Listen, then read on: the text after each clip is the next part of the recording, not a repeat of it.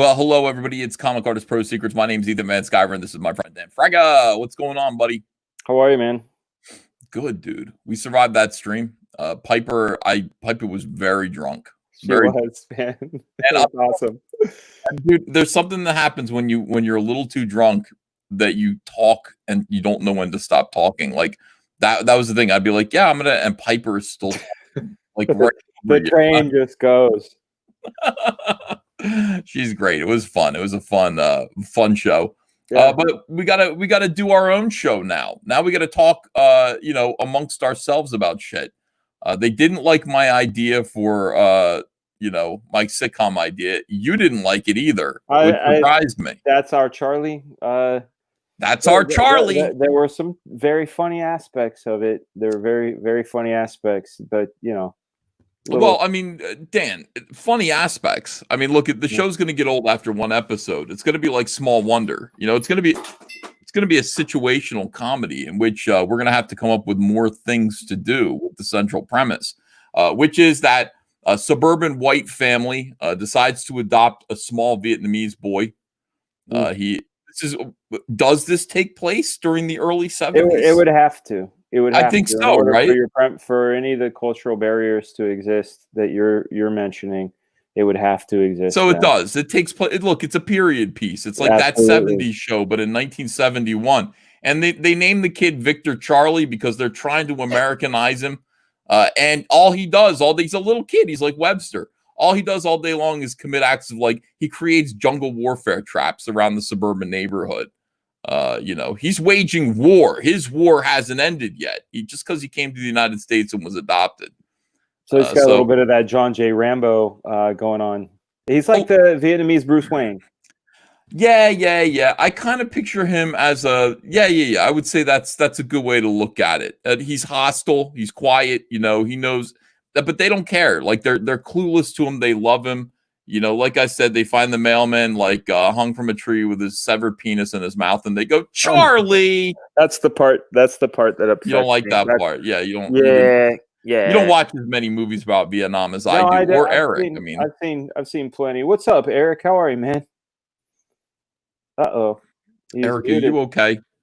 I'm fine. There he is. Oh my God. There's that booming, beautiful voice. There it is. Thank you. I like that. Good to be voice. here. Yeah, it's good to have you. Thank you. Oh, look, it's John Malin, who is non. Look, he's non. Is it non? Oh, no. Yeah. Non-binary? He's non-binary. No, that guy is definitely binary. Yeah. Well, I was doing my Zod speech earlier because, John, I think you feel the way that I feel. I mean, it inspired me. Get inspired for Graveyard Shift 3. Seriously, like that. Is there no one? Bring all your filthy, dirty hippies. Pile them up one after the other. All of you bastards. None of you can defeat me. This mainstream comic book creator audience, these half-wits, these non-talents, these overrated egotists. I am an accurately rated egotist, one of the best egotists. Bring them all. You can't defeat me. You send Sean Gordon Murphy after me. Nope, into the wood chipper. You can send your Jeff Lemire. You can send that pussy after me into the wood chipper with him. Is there no one? Is there no one in the mainstream? Is there no one on your CBR? Is there no one mincing through Newsarama who can defeat me? Where is he? This imbecile. Or she. Come on. Or she. No, there's not. Z? There's no. Not line. That's what Zod would say. So that's what I'm saying right now. And I am Zod, which you've already claimed non, which makes Fraga Ursula. That's fine. She was banging, yo. I'd smang her Ursula, dude. Eric, she's all trapped in that little square and shit. She need to be needing some smanging. Oh, Eric can be Lex Luthor. Yeah, Eric is Lex Luthor. One of the things it's the wig I have to pull off. That's the thing. You're so fucking lucky, man. You don't even know what it's like. You don't know what it's like to be bald. You don't know what it's like to envy hair like me and Dan do. Look at Dan. Dan's got it worst of all. I do. It's horrific. But I have a look, man. Look at the shape of this head, though. You're not gonna find. It's a beautiful noggin. You know what I'm saying? I liked it better when you were fat. You know the video that you showed of you drawing on the window. You had 30 pounds on you. No, more than 30. It was like 60 pounds. I carry a lot of it in the tire, bro. I carry some of it in my face, but I carry a lot of it in the tire.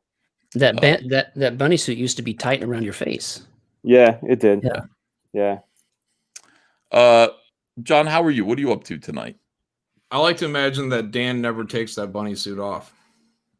That's a good thing, because if you're imagining me taking it off, I like to imagine him taking it off. First, I want to see video, as a matter of fact. You know how Kelsey does those videos documenting himself, like making eggs? No. Well, he does. They're terribly boring, but it'd be a lot more exciting if he was in a bunny suit. Kelsey makes horrible videos of himself making grilled cheese, and it is highly unsettling because he slathers on Miracle Whip. Oh no! Stop that! Right? No, now. he does. Stop it's like Miracle Whip and like the cheese and the individually wrapped cheese. No, dude. The only thing that you need to do outside of cheese and bread is butter. That's it. A little bit of butter. That's just so it cooks right. You know, and if you get fancy, some minced garlic or something. Well, tell him that. The ham. Like the ham, John. You hear that? I said ham, bro. I'm with you. If you don't like the way Kelsey makes his grilled cheese, why don't you tell him that? And he's going to tell you, go away. That's fine. I don't need to be around that. He might use the F word. Oh, shit. Frega, go away. Shit. Yeah, Frega, go away. Okay. Right. So, you know, that's what... That Miracle Whip. You know what I do with Miracle Whip? You open it up and you fucking throw it down in the trash can. I do too. Yeah, that's what I do. I got some in my fridge right now. There's no miracle to that whip, dude. Now, fluff. If it was a jar of fluff with some peanut butter, dude, fluff peanut butter sandwich. Now you're talking. The only Miracle Whip that I like is the one that Jesus used at the temple. Oh, where he whooped ass? Yeah. No, whipping over tables. That was a Miracle Whip. Yeah, he was whipping people, dude. If I made a Jesus action figure, he would have that. Like if we made a Jesus action figure, he would come with whipping action. You wouldn't think that he would, right? But I mean, it could be blessing. It could be giving people loaves and fish. But then you put a whip in his hand. I'd have a little basket where it just fish and loaves came out, nonstop. Just flinging loaves and fish. And I'd have like a special buoyant one that could walk on the water in the bathtub. They could just fucking stand. Oh shit, that's a good one. Be badass. Let's make a Jesus action figure. You know, we're in the action figure business. Right. Yeah. You know, here's the thing that I want to say. Dan, you've stumbled on something excellent. John, Eric, you're welcome to join us. Here's why. Because Dan goes, you know what? Why not make action figures? Why not get into the toy business? Oh, God, here we go again. And toy talk. Toy talk. Now, John, just hear me out. Who doesn't love Jesus? Mm-hmm. Besides devil worshippers Lucifer, and atheists. Yeah. Atheists. No, Lucifer. Hey, I'm atheist. I don't have any problems with Jesus. You like Johnny Cage? You're a flat earther, though. You're a flat earther. You're okay to be wrong. Well, I'm a truther. Yeah, I'm a truther. You know, Earth is flat. I'm not going to be swallowed, tripped into this false belief of globe Earth. Swindled. It's ridiculous. It's the word. Ridiculous. Swindled. What's round in the universe? Nothing. You know what we can do? Look at this shit, bro. Look at this shit. That's not round, dude. Planet Fragga right there. It's a light bulb, dude. It's a light bulb shape. It's not Earth. That's why I always round. have big ideas, bro. I am a light bulb. Yeah. Oh. I got an idea. How about if we make flat Earth globes? Like coins, little coins. That was the dumbest thing that I ever heard. Yeah. I heard somebody going, you know what? We've got even more flat earthers all around the globe right now. And I was like, fuck, you fucked it up. Globe. Immediately, globe. You fucked it up. Hello, Patrick Thomas Parnell. Flexing. Practically nude for the ladies today. Did someone mention toys? Yes, this is what we're talking about doing, Patrick. Now, if Preston came in saying that, it's different context. No, not those type of toys. Did someone say toys? I shouldn't have done that to them. I really shouldn't have done that to them on their stream, and I hope they don't get in trouble for it. Poor Fizz Giggity and Graded 0.5. They were showing those book covers for, Banged in the Butt by a Triceratops or whatever that was. Incredible. And yeah, and I was just like, what did I say? Hold on. I was like, yeah, Banged in the Butt by Comicsgate. And that wasn't, like, that's okay. That might be too spicy for someone else's channel. For my channel, it's fine. It's pretty standard fare. Standard operating procedure. Yeah. SOP. Dildo Baggins. Here's what I wanted to say. A Jesus action figure. Now, it might have happened before. I can't remember it ever happening. There was the dashboard one, the Buddy Jesus with the thumbs up. But that's bullshit. We don't want it to be like a joke. We want it to be real. Legit. Loaves, whips, walking on water. Yeah. A donkey that you can have as an accessory to ride on a colt. Oh shit! This is what somebody sent me today. I think it was Scott McCullough. I think he sent this. He was trying to humiliate me, saying, "Look, see, it's clearly a globe." That proves everything, John. Why can't you see it? Well, that's what he thought. So I sent him back this. I don't know, man. Look, you guys aren't getting one over on me, all right? I don't know. That's all I'm saying. I like that. So, Patrick, Jesus action figure. John has suggested to have walk on water action, and it was incredible. What a brilliant idea! Translucent, people like the translucent action figures. Translucent. Why would it be translucent though? Like did he turn glowing, invisible? Like gold. Holy Ghost. Oh, the Holy Spirit. We do the Trinity. Yeah. Yeah, but how do you make an action figure of God? You just make Barry Gibb and say it's God, I think. Oh, okay. Yeah.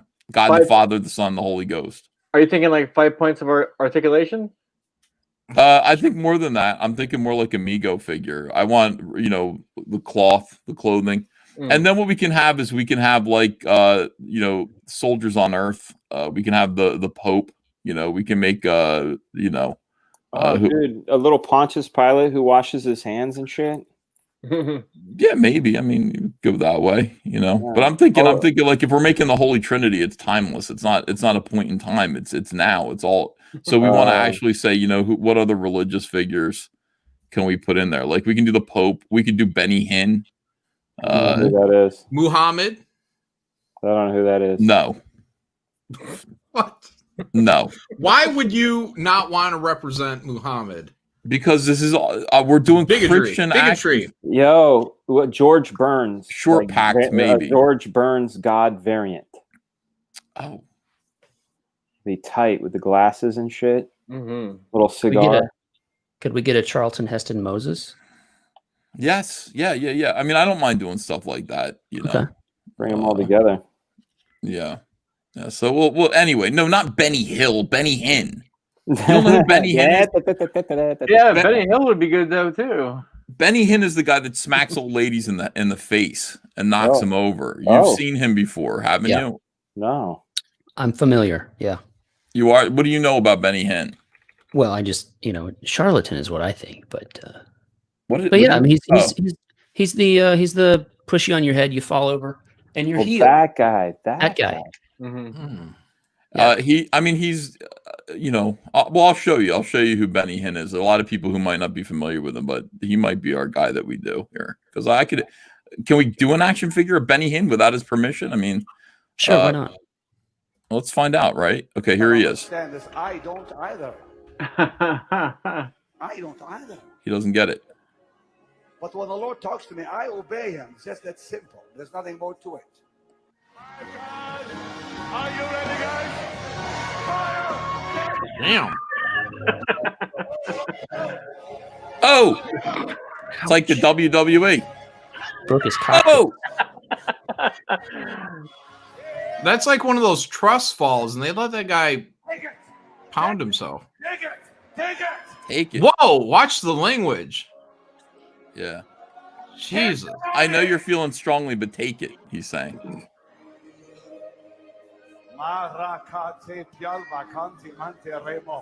Whoa. What's that jacket smell like? Probably not good. Smells like the fresh breath of the spirit. Have you seen the video with the guy who Well, he's a big Phil Collins fan. He's like a preacher who's a Phil Collins fan. Mm. You want to share my screen? Yeah, definitely. All right, this guy is amazing. All right. Hopefully, I mean, there's 53 seconds of music, but here we go.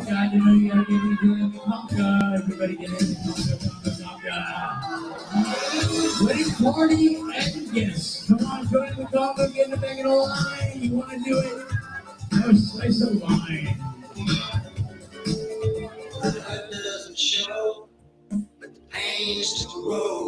Whoa.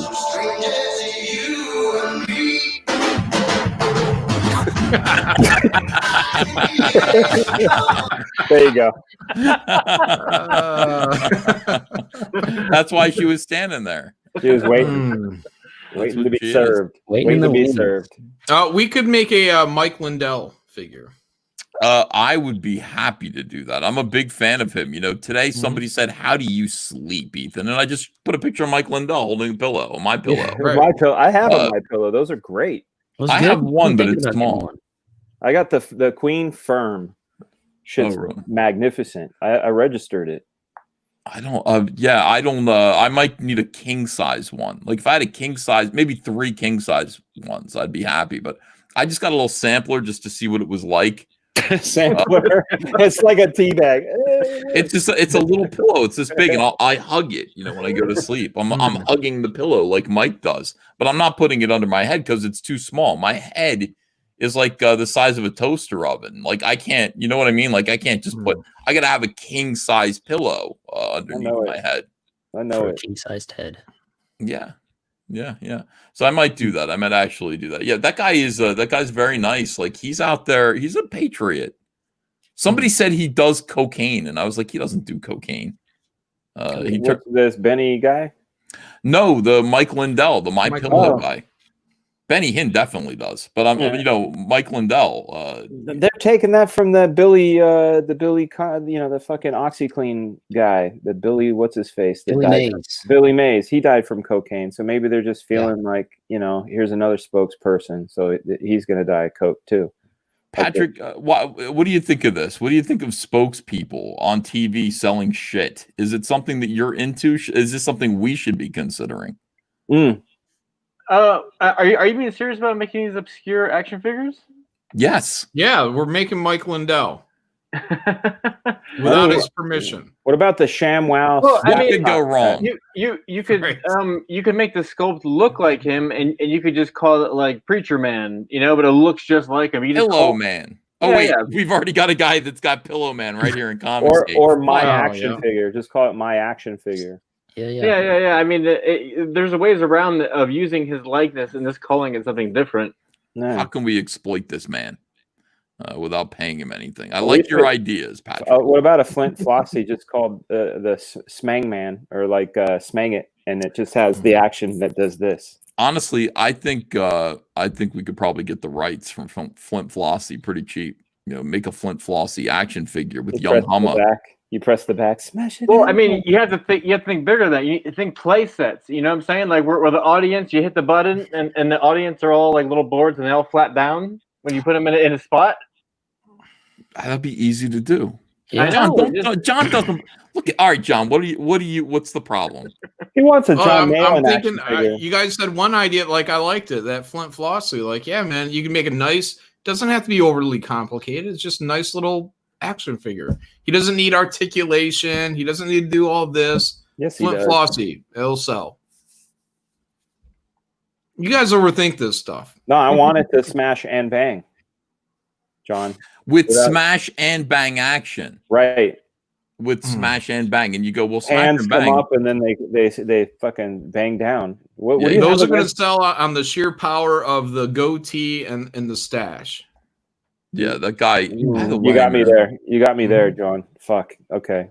Those will have to be checkmate. You got me. Those will have to be like G.I. Joe, the original G.I. Joes with the actual furry beards and mustaches. Like we would have to do that with Flint Flossie. You'd have to go. I want to feel dolls. What? No, because look, like a little 2-inch Flint Flossie. We can put them in envelopes. We can mail them out to people, just like these African slaves for the afterlife that I got from Cecil. They're Egyptian. Not to They're be not big. African. They're Egyptian. They're African. Egypt Egypt is a country in Africa. It's not the same thing, though. It evokes, when you say African slaves, it evokes something much different. You want to say Egyptian What do slaves. you mean? A Jewish? You want to say Egyptian. No. You want to just say Egyptian slaves. You say African slaves, it upsets a whole lot of people. Look at these. What? Look. Yeah. Egypt. It's a country in Africa. That's a It mummy is finger, dude. This is a African slave for the afterlife. Yeah, that's what I thought it was. I thought it was a whole lot of fingers when Cecil gave it to me. You know, I was like, yeah, no, that's not, you know. And he said, no, Ethan, it's not the fingers of little children. It's, I stole this from a tomb in Egypt. And this was a holy relic that was imparted to a, you know, in a sacred ceremony for the burial and mummification of this insane person in Egypt. Like, he was probably insane. He probably was a criminal. He beat people. Like, he utilized slave labor. Yeah. And this is for you, Ethan. This cursed object, 4,000 years old.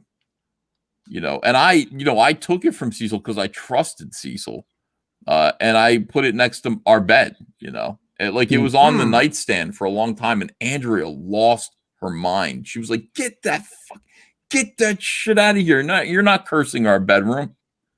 You know. Yeah, see, that's what I'm saying, man. It's all about the story. You know, these little African slaves to the afterlife, they don't have articulation. They're just little pieces of rock. It's like a pet rock. I think it's camel shit. Do you still keep it under your little My Pillow though? You're like, Andrea doesn't. No, I keep it under hers, hoping that it'll change her mind. You know, does it work? Yeah, it's a cursed object. Oh, boo-hoo. We're so blessed. What, we can't have a few curses? You know, that's what I'm saying. Things out in life. Yeah, I'm like, look at everything that we have. Why couldn't we just accept a couple of curses, like ancient Egyptian curses, like John did? John's got two. Oh no, John! They're making John, what are you doing? You're forcing them to have fighting. Sex? Stop fighting. They're not fighting. They're having Are you forcing your slaves to have intercourse? Slave mummy intercourse. John, to be honest with you, they're your slaves. If you want them to have sex, you can make them do it. If that's Not now. who you Look, are. I mean, there's a whole eternity for that. Right now, they just need to behave. You're Egyptian slaves. I would ask them to build me a pyramid. Andrea said today, she said, you know, those pyramids, she says, you know how they do it. They cheated. I said, how did they cheat building a pyramid? She said, you thought that no, it wasn't the aliens. You thought that they dragged these blocks across the desert. You know what I mean? Like, you have to find, and that's not easy to do because you got to find the perfect block shape, you know, in the desert rock that's going to last it. That's hard. That takes a lot of scouting, you know, but you drag it. No, that's not what happened at all. They poured, this is what bastards the Egyptians were. They weren't even that great. They poured liquid shit into a mold and it dried out into the shape of the block. How hard is that? Then you're just lugging a little bit of liquid, you know what I mean? Like a little bit of plaster or whatever it is. That's not hard. And then you wait for that to dry and then you put the little mold on top of that one. Boom. You got a pyramid in like 8 days. 8 days. It's like shit ice cube trays. Stealing all that exactly credit. like ice cube trays. God, I hate the fucking Egyptians. Schemes and scams. Well, it's just, I mean, like when she told me that, I went, you're right. Like we were all, I mean, honestly, I believed in Egyptians for a long time, you know, and I don't believe in them anymore, thanks to Andrea. By the way, yeah, no, by the way, this meme is going around. I want to share this. This is so true. Like, I can relate to this probably more than anything else I've ever seen in my life. And I want to thank Anna for finding this for me. No matter how big your house is, how recent your car is, how big your bank account is, our graves will be the same size. Stay humble. Speak for yourself, peasant. Now that's the shit.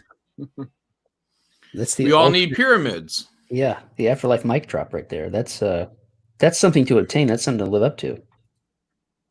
Why don't we have pyramids anymore? Or at Let's least we need look, if we can't have pyramids, we need to have lakes of mercury. Oh, Ethan, you pagan fool. What happens with lakes of mercury? You just sink into them? It's just cool shit. Who else has got a lake of mercury? Oh shit! What's interesting about the pyramids is out of the three of them, one was red, one was black, and one was white originally. They were painted or dyed? It was like stone finished. Yeah. How do you know that? I've never seen anything like that would say that is the case. Yeah. I can search it. I have it in some books of mine. Some books of mine. How come that isn't public knowledge that the pyramids were red, black, Well, and white? I mean, for the same reason that sunken city off the coast of Japan is not like common knowledge. Sunken city off the coast of Japan. Yeah, That's legit too. That's real. I've seen that. you know what I'm talking about. Yeah. I feel like this is all common knowledge for the educated. Oh shit, John! Shots fired. Well, as I was saying, I can't believe John just took the air out of my balloon like that. All right, look. First of all, let's talk about the sunken city off the coast of Japan. What are you referring to? Is this Atlantis? It isn't. No. It's not Atlantis. I'm bringing up a picture right now. All right. It's not Atlantis because Atlantis is definitely American. I mean, that's an American concept, Atlantis, not Japan. You know, unless the Japanese sneak attacked Atlantis, like they did in Pearl Harbor. Is this the one with all the hard cut edge stuff? Yes. Yeah. Yeah. That one's a trip. Yeah. Show that. All right, I will. I'm not afraid of being wrong. So blow it up because I don't really understand. It looks like the bow of the Titanic to me. It looks like some underwater futons. Oh yeah. And this is like 40 meters under the surface, you know. Mm-hmm. And there's a bunch of this stuff. Why did they build a city underwater? What a bunch of fucking idiots. Oh, all right. No more Tim Cass there. Tim Cass lives in my neighborhood, by the way. Oh, really? Yeah, he lives near me. Wait, apparently. Neighborhood or state? State, but within He's south of 20 minutes. Yeah. 20 minutes is not your neighbor. You almost did this with Nick. You came through with Nick though, because you narrowed it down to 5 minutes. That's your neighborhood. 20 minutes, that's not in LA, not dude. your neighborhood. 20 minutes is 5 miles away, dude. In LA. You know that. Well, I mean, I think he lives in Vineland or something like that. Or does he live in Cherry Hill? You know, Tim Pool. But anyway, so that is kind of like I've heard of it. You know what I mean? Like if you drive around for a little while, you'll see a street sign that says, you know, Vineland. So I've heard of it, but I'm not going to something called Vineland. You know what I mean? Sounds like a lot of fucking work. Sounds like it sounds ridiculous. So why did they go? Yeah, you need a machete, first of all. I wonder if Tim has one. So why did they do this, Patrick? Why did they build a city underwater? What is your theory? Well, my theory is that it was just mermen. Well, I mean, I think there was just less water on the planet at the time. What? What? What are you globe earthing here? What do you mean? No, who let the hippies in? I don't want to. I'm gonna dive deep into this because then people are gonna think I'm a weirdo. But it has a lot to do with a destroyed planet where the asteroid belt is, and water making its way through our planet, and then it goes the rabbit hole goes deep once you get into it. Are you hanging out with Neil Adams? Yeah, is this that Neil Adams stuff? What about the polar caps melting? That seems more feasible. That was colder and there was more ice on top, and then it like. I mean, don't bring science into this. Yeah, that's not fun. Oh, sorry, Malin. So you think that there was at one time, so there was less water? I need weed. I'll be right back. Yeah, do that. Do that. Bring me some. Yeah, well, I mean, like supposedly there was this planet called Tiamat, and you can laugh if you want. And I mean, like it's made up name. Like Joe Rogan talks about this as well. So this isn't just like completely off the wall, but that this planet was destroyed, and then that we absorbed some of the debris from the planet, which was salt water. And that like there were other cities Atlantis and other cities that were kind of that are sunken because we absorbed a lot of this water from this planet that was destroyed, where the asteroid belt is. What? So is Yeah. the asteroid belt that planet? Is that the theory? Yes, it's like leftover debris from this planet. Where the women at though? I don't believe any of that shit. I think what happened, honestly, is probably what happened in 1941, Day of Infamy. John agreed with me when I said this. John nodded his head. I think there was Atlantis, and I think Japan, sneaky Japan, Fuckers are always up to shit. dive bombed, right? Why do you think we used 2 atomic bombs? There's been a lot of one for Pearl Harbor, one for Atlantis. Thank you, Eric. You're welcome. You're welcome. There's been a lot of activity in Antarctica in the past couple of years as well. Like finding. How do you know, Patrick? You don't know what goes on there. That's like fucking. I know. That's true. That's true. All right. I'm sorry to interrupt you. What do you mean? Yeah, if it exists. Yeah, if it exists, that's right. It could just be the outer ring of the flat plate that we're on. Correct. What kind of fuckery is going on in Antarctica? Well, just interesting things like when Trump was elected, like John Kerry and some guy that was he wasn't quite he was like the Russian like the highest priest in Russia went down to Antarctica together. Like Rasputin. No. It's close though. I mean, I would imagine something like that, but it's just interesting that like John Kerry went down on election day. And there's been a lot of interesting things that's happening down there in the past couple of years. Wait, John Kerry went down there on what election day? This past one or? Yeah, the past one, like that when Trump was elected. He went there to discuss climate change. Is that what you're discovering there? You're doing the research? Yeah. I'm too lazy to do it. I'm just going to take Patrick's word. Yeah, so we went down to Antarctica to discuss climate change with whom? Nobody lives there. The Hollow Earth people. No. It was a kind of like a international thing, and there was a couple big high profile people. John Kerry was one. The guy that's in charge of the church. I mean, I forget the title, but it was a big Russian type of bishop. Went down with him. What's wrong with you guys? Rasputin's dead. Just say his name. Don't be afraid of him.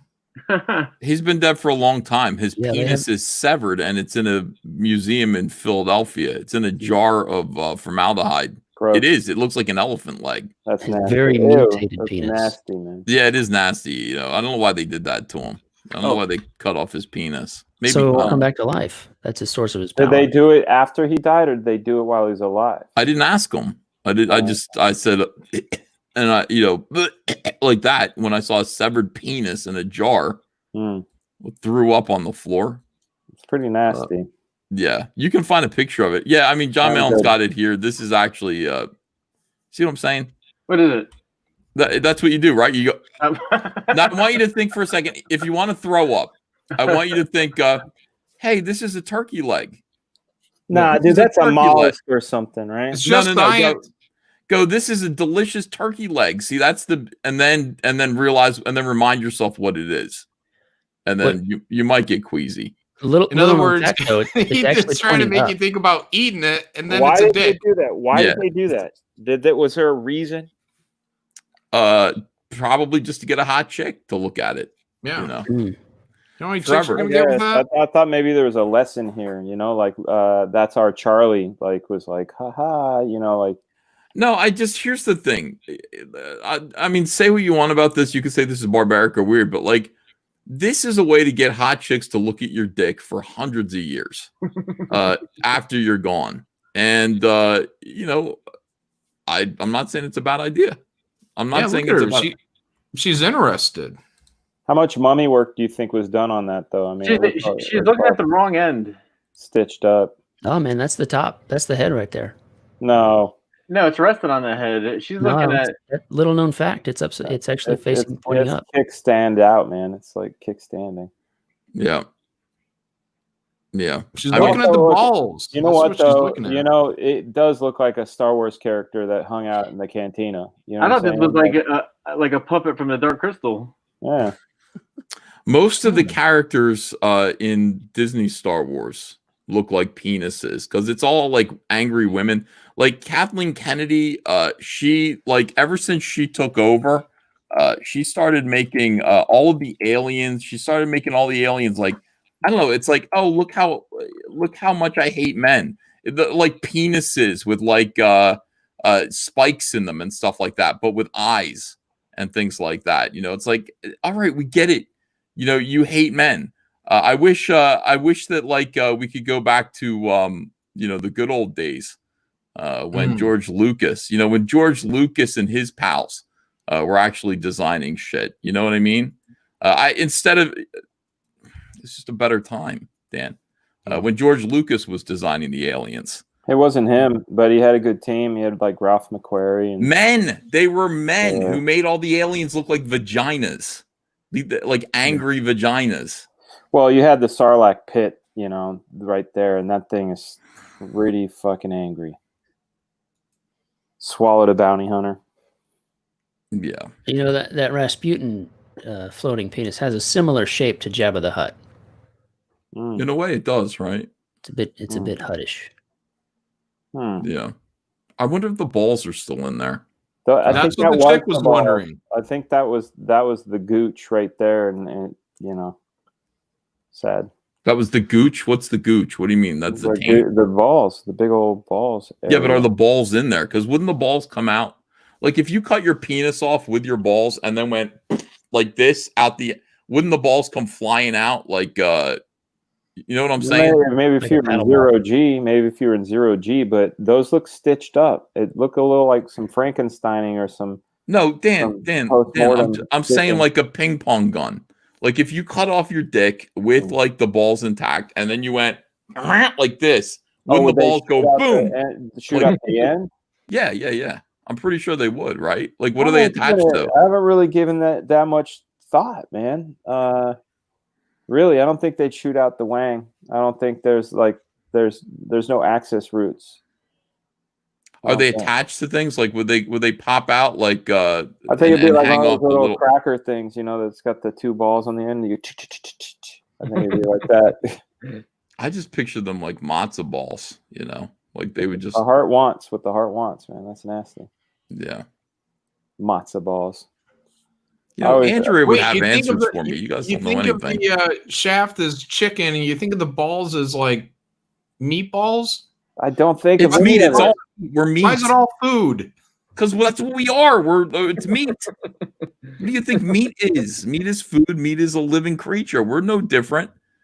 We're no different. I mean, look, I've said it before and I'll say it again. One of the earliest streams that I did, I started to talk about mummies because, people know that I know everything about mummies. Archaeologist. Hello.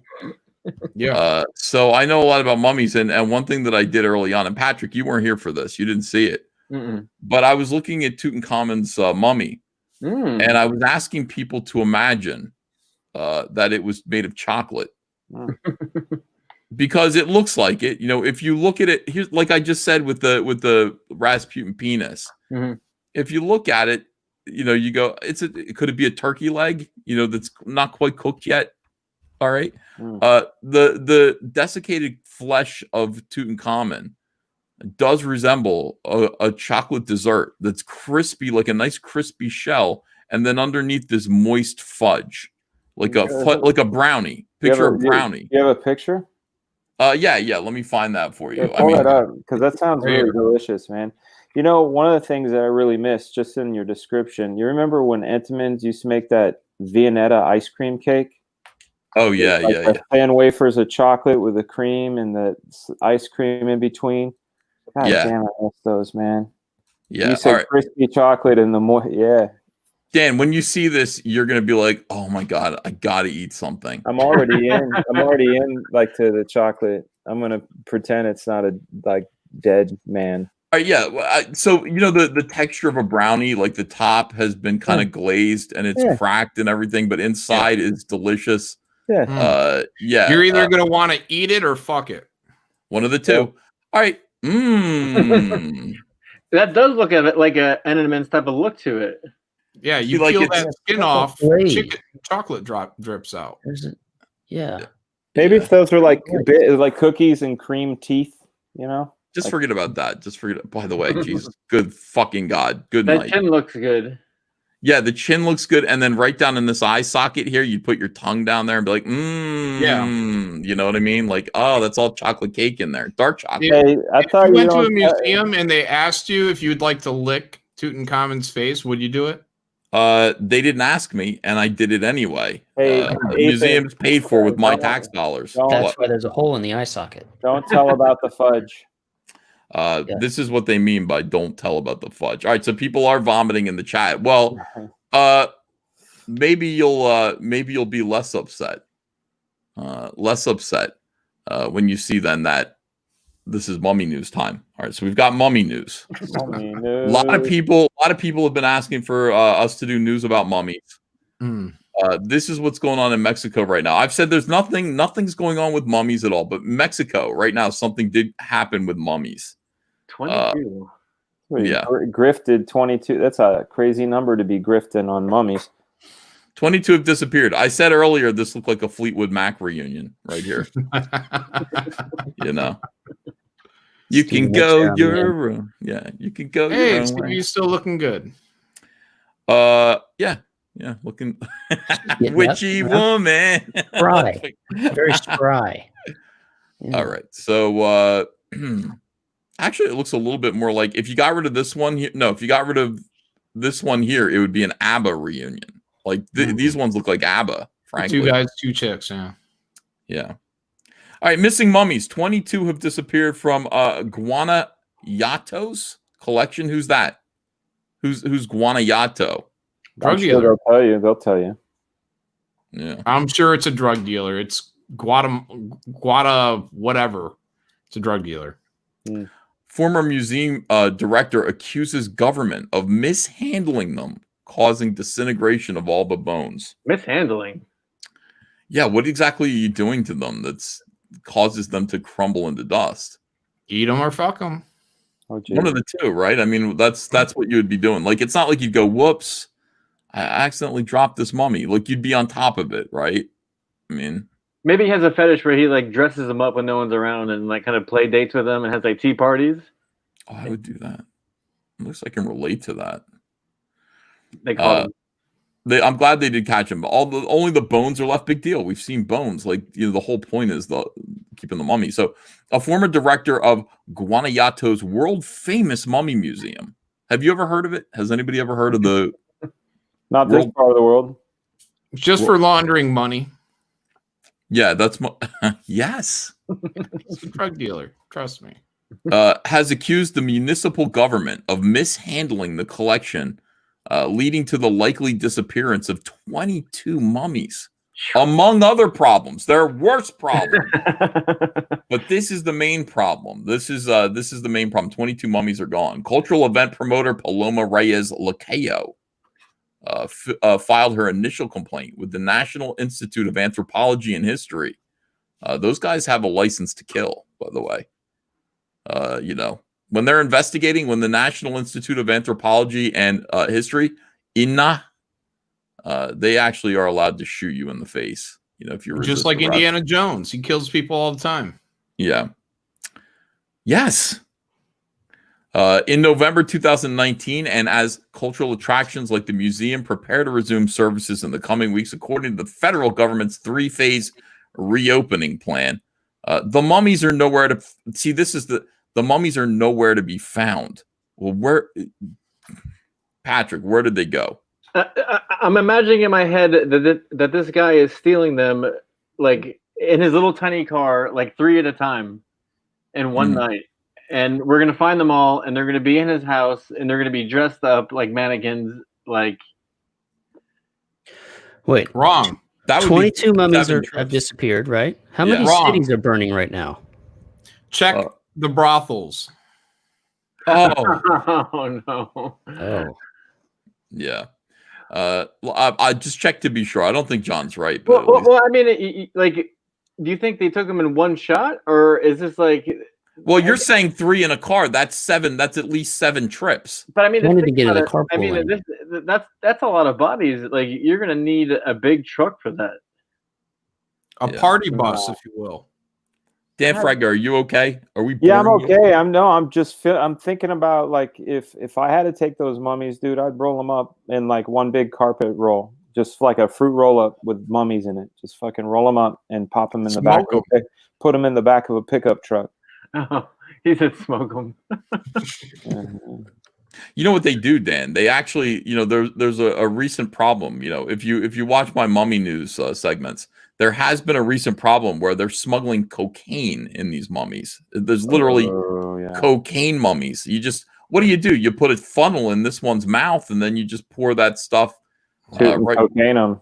Yeah, you go. Oh, I'm just transporting 4,000-year-old dead bodies. There's no drugs. Oh, okay, that's fine. You can go ahead. By the way, when does it stop being weird to have a dead body in your car? Right.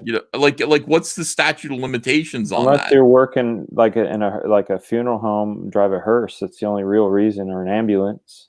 Yeah, but I mean, if you're gonna drive around like with one of these mummies, it's like, oh, how old is that dead body? Oh, it's 4,000 years old. Do they have like a carpool deal? Like, what if that dude was like selling carpool like buddies, so they can go through the carpooling, and then and like even if they get busted, you're like, no, it's not a dummy. This was a real person, so you get away with the ticket. So it's like kind of like a fast pass.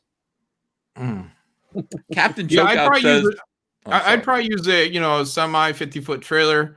But the one on the right, she can sit up front with me. She looks like she's down for a good time. I see what you're saying. Yeah. Do you try to weekend at Bernie's any of these? I mean, can you get away with it? A dry hand is still a hand.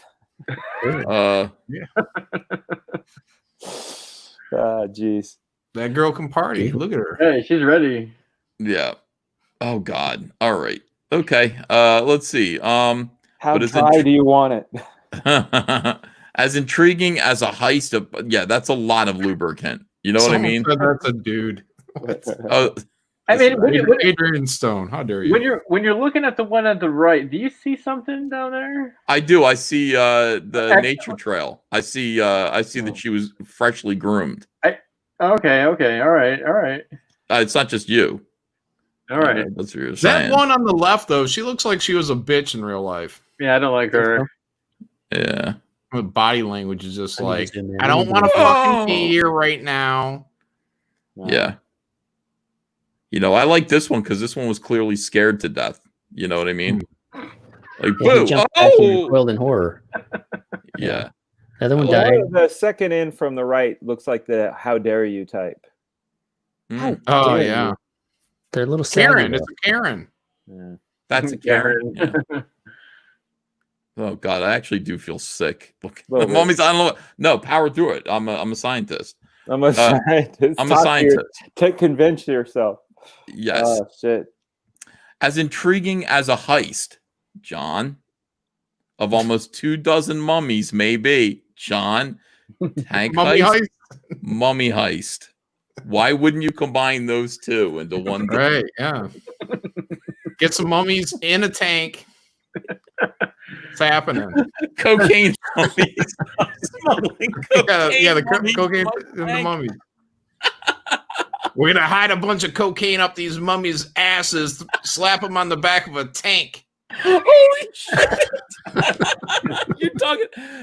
John, that is the first 7-figure campaign. If you do tank heist and it's cocaine mummies, that's $1 million right there, and a movie. There's nothing like that. Semicolon cocaine mummies. Yeah. Holy shit. And the chat loves it right now. They're eating up cocaine mummies, mummy action figures. There's a lot of stuff that can come from that. All right. So, okay. So those little pixie stick mummies,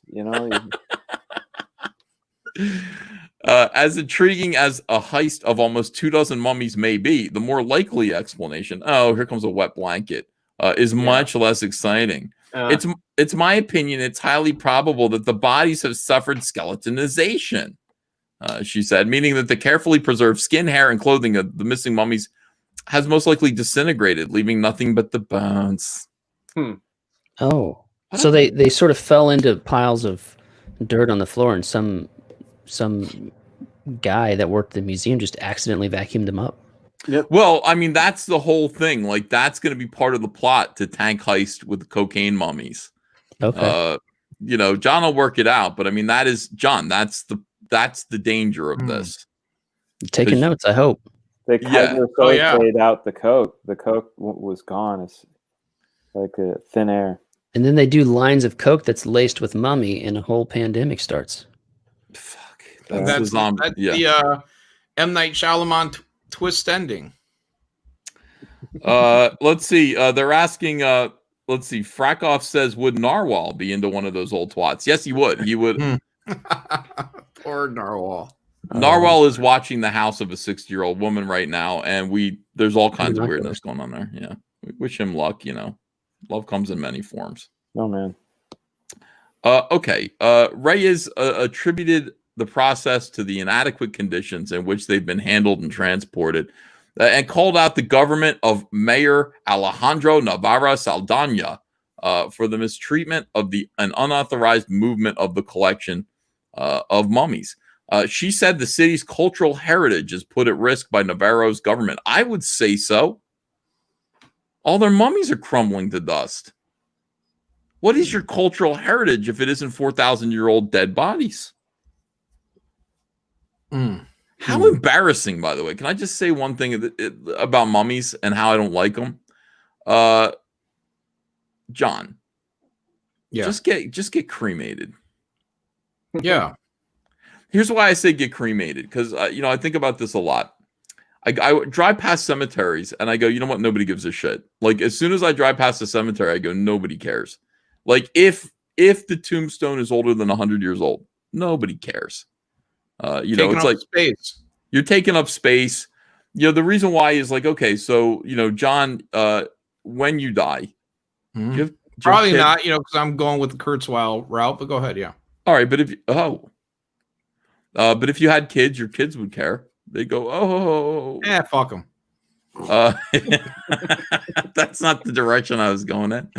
If those kids had kids, to a lesser extent, they would go, that was grandpa, right? Yeah. Mm-hmm. Those kids have kids and they don't give a shit about you. They go, right. Yeah, we don't care about that dude. And then those kids have kids and forget it. They don't even know you ever existed. So we're talking 4 generations from obscurity, unless you're Elvis or Frank Sinatra or any. Go ahead and bury those people. But what I'm saying is this: eventually they're going to dig up Elvis, and I know you're like, no, they won't do that. That would be terrible. Oh, they will. If it's 1,000 years from now, 2,000 years, 4,000 years from now, they're going to dig up Elvis's corpse, and because he was buried and not cremated, they're going to put him on display naked, looking like that. All right, John, that's a very real possibility. Yeah, it's likely. Probable. So, how embarrassing. Why would you want to let somebody 4,000 years from now? Like, look at this. This is how embarrassing is this? Like, imagine being this person. Like, going back in time and going, by the way, this is you in 4,000 years. They'd be like, oh my God, where are my panties? Can you ask for the penis in a jar option? Like, cut my balls and dick off, burn the rest of me. Well, you don't have to wait 4,000 years. You can do it right now and give your body to the Body Worlds exhibit. There you go. I'm just saying, eventually, like, why don't you just be cremated so you're not taking up space? Nobody cares. Nobody cares, John, about you. Right. 4 generations from now. Not right now. Everybody cares about you right 1, now. 2. I mean, no, maybe two generations from now. Nobody cares. So why just get cremated and then throw your ashes somewhere? But don't take up space. That ass. Protect your ass. Your mummified ass. Mm-hmm. Your vagina. Done. Dusty vagina. I hope I convinced you. What about an awesome tomb, though? Like, you think you'd get a little bit more mileage if your tomb was pretty cool? No, I guess the Egyptians were about as good as you could get, right? About as good as you can get. Yeah. They're going in there and they're pulling out you and they're exploring the mummy's asshole. What do you think is happening to King Tutankhamun? They laughed at his boner. I mean, look, we've gone through this a lot, but I mean, hold on a second. I remember that. They laughed at his boner? Right at. They looked at it, pointed, and laughed at it. This is for Real real. laugh. Thousands of years later. Real belly laughs. That's harsh. That's harsh, man. It's not that harsh. It's your fault for being. It's hard being a pharaoh, bro. It is hard. Yeah. I'm going to show you how hard it is. Oh shit! I shouldn't. I'm glad I'm not sharing. That's a weird way to say it. That's a hail salad line right there. They're going to cut that one out. Yeah. Okay. Hold on a second. Let me. Immediately, porno came up. Okay. So weird. Yeah, I know. I put mummy boner, boner, and I got a lot of MILFs.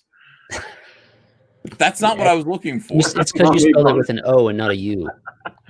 All right, let's make sure that this is okay. I think it's okay. Fragga doesn't believe this. I'm going to prove it to him right now. So this is the thing. Why are these children? Hold on. Look at this. What is this right here? Okay, I gotta actually open this in a new tab so that people can see what I'm talking about here. Dan, you're not going to believe this. You got little girls. This is you. This is your body because you didn't listen to me. Right. This is a bunch of women in the future laughing at your tiny, shriveled but erect penis. I don't care. They do that now. They do that now, man. Fuck. It's a sad state of affairs, you know.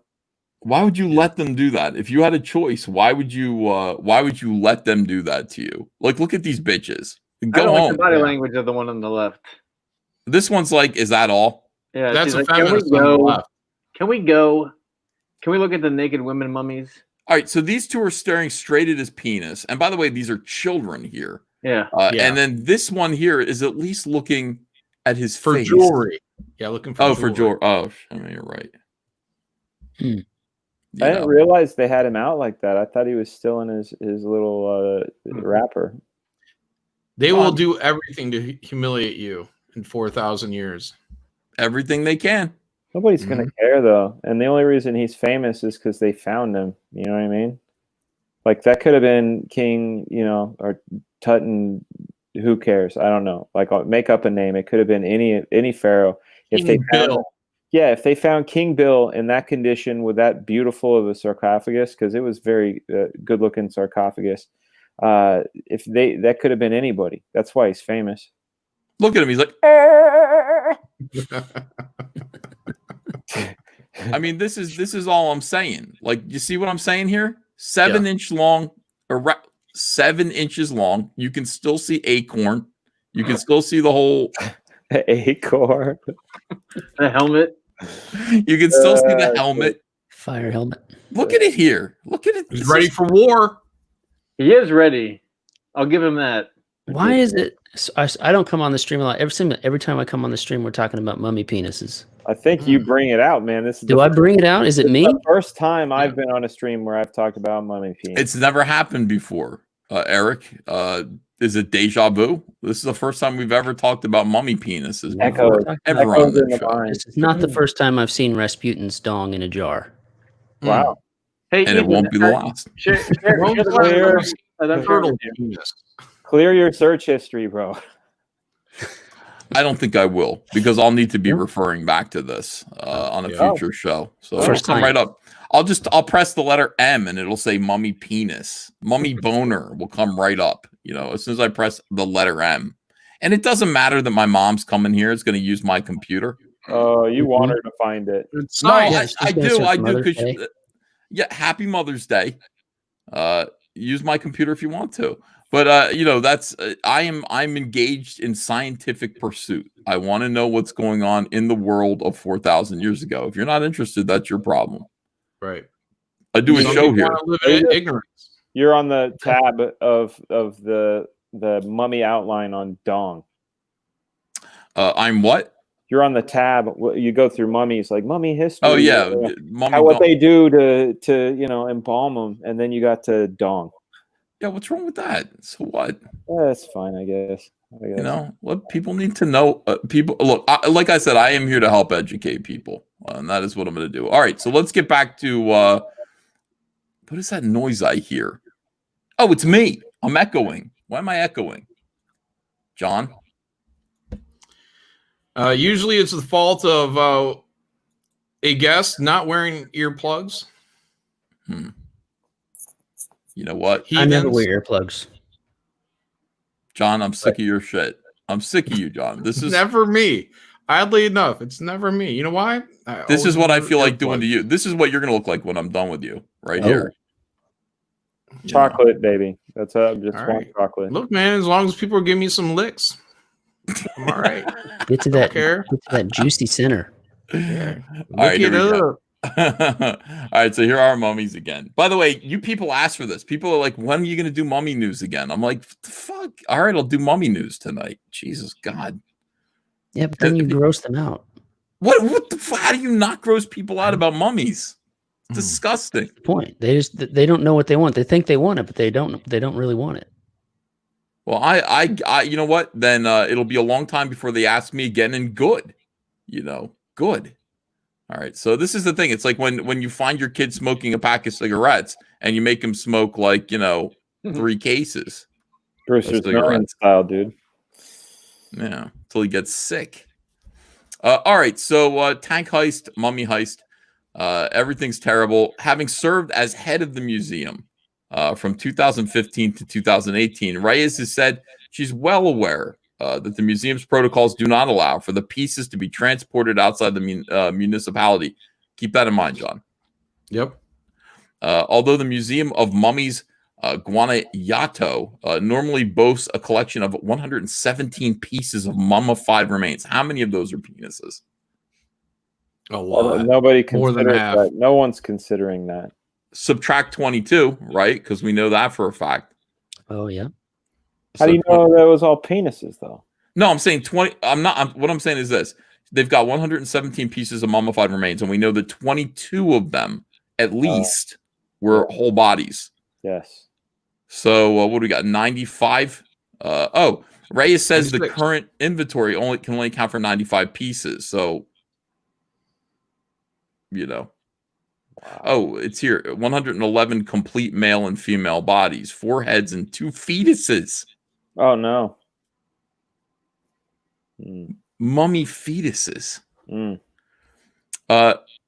She requested the intervention of UNESCO, and the Guanajuato State Auditor's Office to safeguard the remaining pieces before the world's largest collection of mummies incurs further losses. Yeah, you got to staunch the bleeding.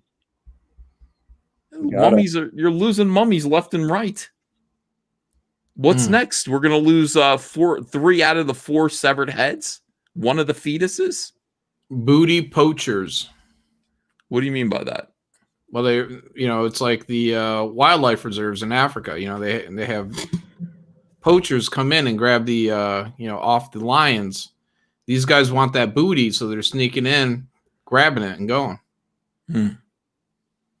Damn, it's like a pelt. I hate these people, whoever they are.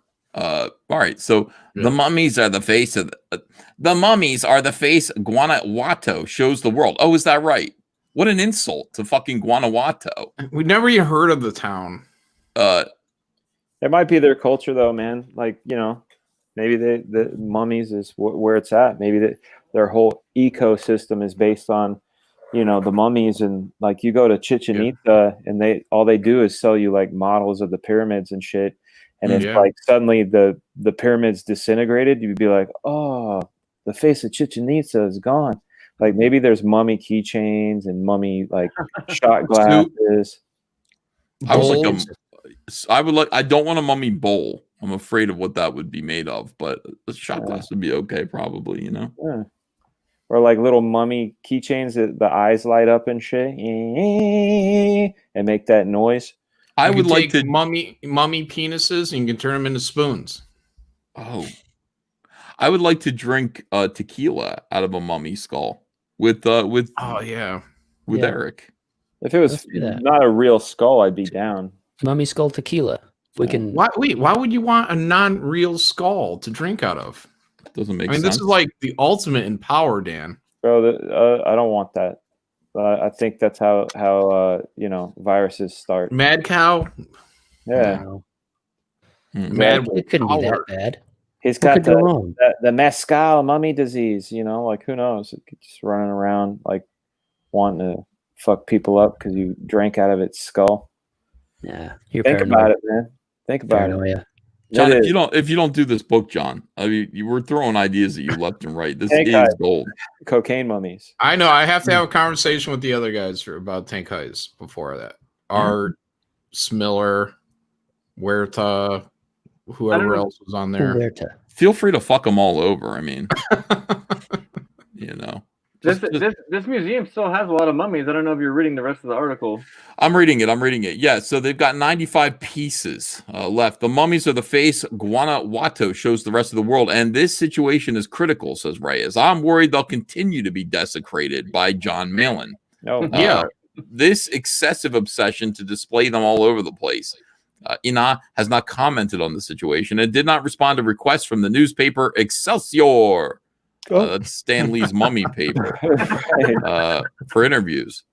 It only responded to Reyes' complaint. Its only response was a January 9th internal memo announcing that an investigation into her original report from November was underway. Reyes later alerted the Institute of the possible loss of the 22 mummies in a subsequent report made on January 21st. And we're only finding out about this now on May 14th. This is a fairly recent article. It was the face of that place. They don't want to lose face. It's like, I'm just saying. What are they? Guanajuato. Yeah. You don't want to. I could see why someone would steal that. You know what that looks like? An album cover for Tool. Yeah. Looks like Michael Stapp. That looks like Brian Boland's portrait of Grant Morrison. I mean, to a T. Like that is Grant Morrison's mummy. Or it's the lead singer of Radiohead. Yeah. He's a creep. He's a weirdo. Yeah. They named him Juan Jaramillo. Yeah, that probably wasn't his name. They found it on his underwear. It was written on his underwear. Calvin Klein. Why do you keep calling me that? Guanajuato's beautiful and terrifying mummies, a truly Mexican experience. Not anymore. This article was from last year. See what I'm saying? Yeah. I gotta get No this nipples. skinny. No nipples. Yeah. He's holding something. He's holding a note. I don't know if you can see that, but he's holding a piece of paper. It says shit on it. It says, feed me a sandwich. Says, P.S. I love you.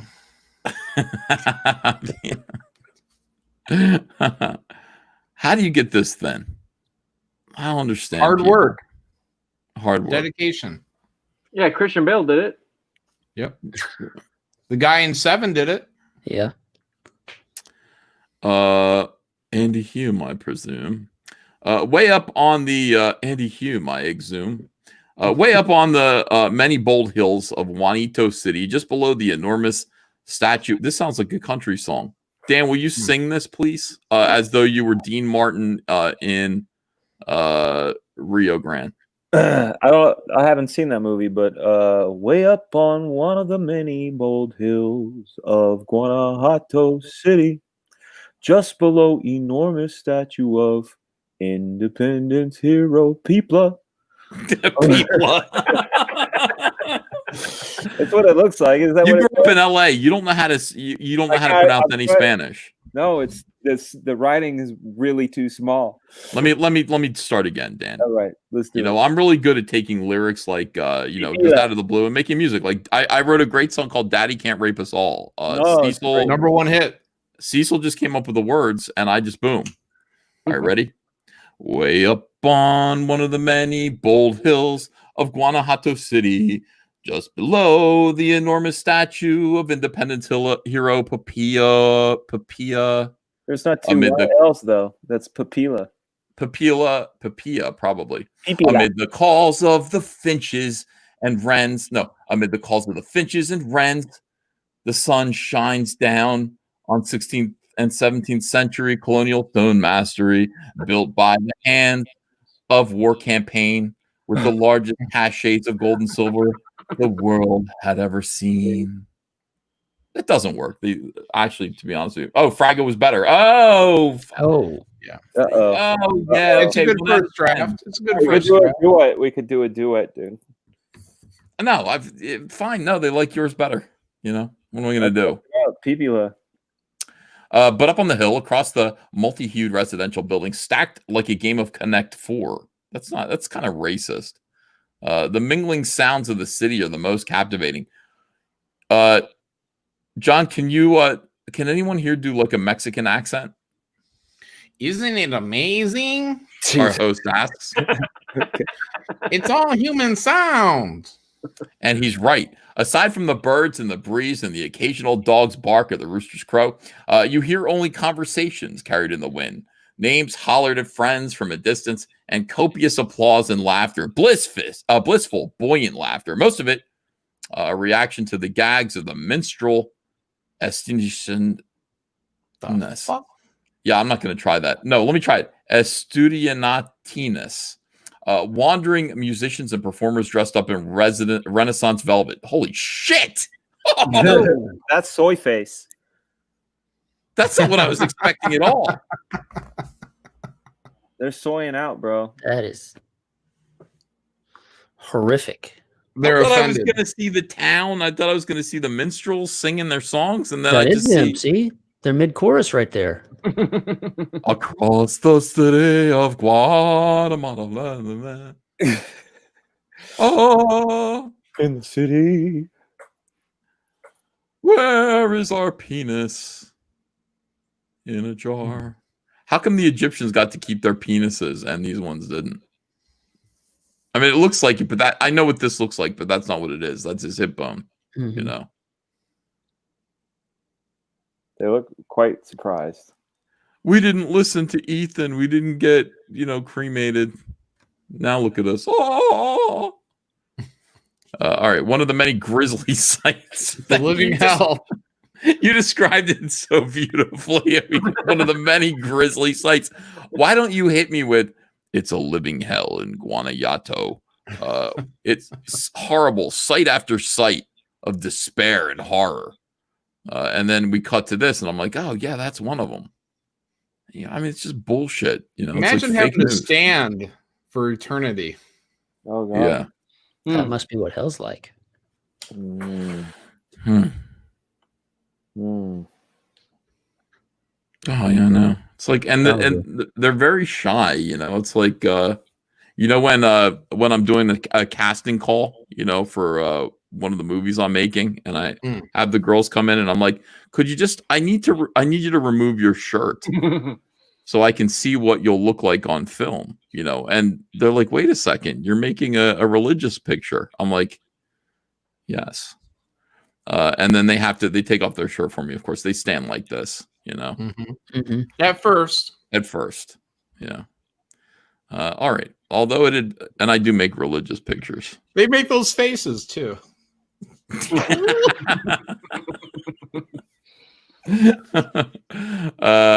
Let's see. Although it had been mined for many years before they arrived, the Spanish began to remove huge deposits of gold and silver. Wow. From Guanajuato's hills in the mid 16th century. In the 18th century, that was like in the 18th century. Whoa, so it was like in the mid 16th century. Is that like 1500 or right? Yeah, 1550. Yeah. That was a while ago. I don't remember. It's been a minute. Like 500 years. Yeah. You know what? In the universal sense of things, like, the history of the universe, yeah, it is a blink of an eye. If the lifespan of the universe could be represented by something that you might understand, John, with your cosmic calendar, your tiny little brain, okay, you minuscule minded little toad. The entire length of the lifespan of the universe would be the Empire State Building, and the time that we as mankind have been on Earth is a postage stamp sitting on the top. Mm. Yeah, That's deep. it's true.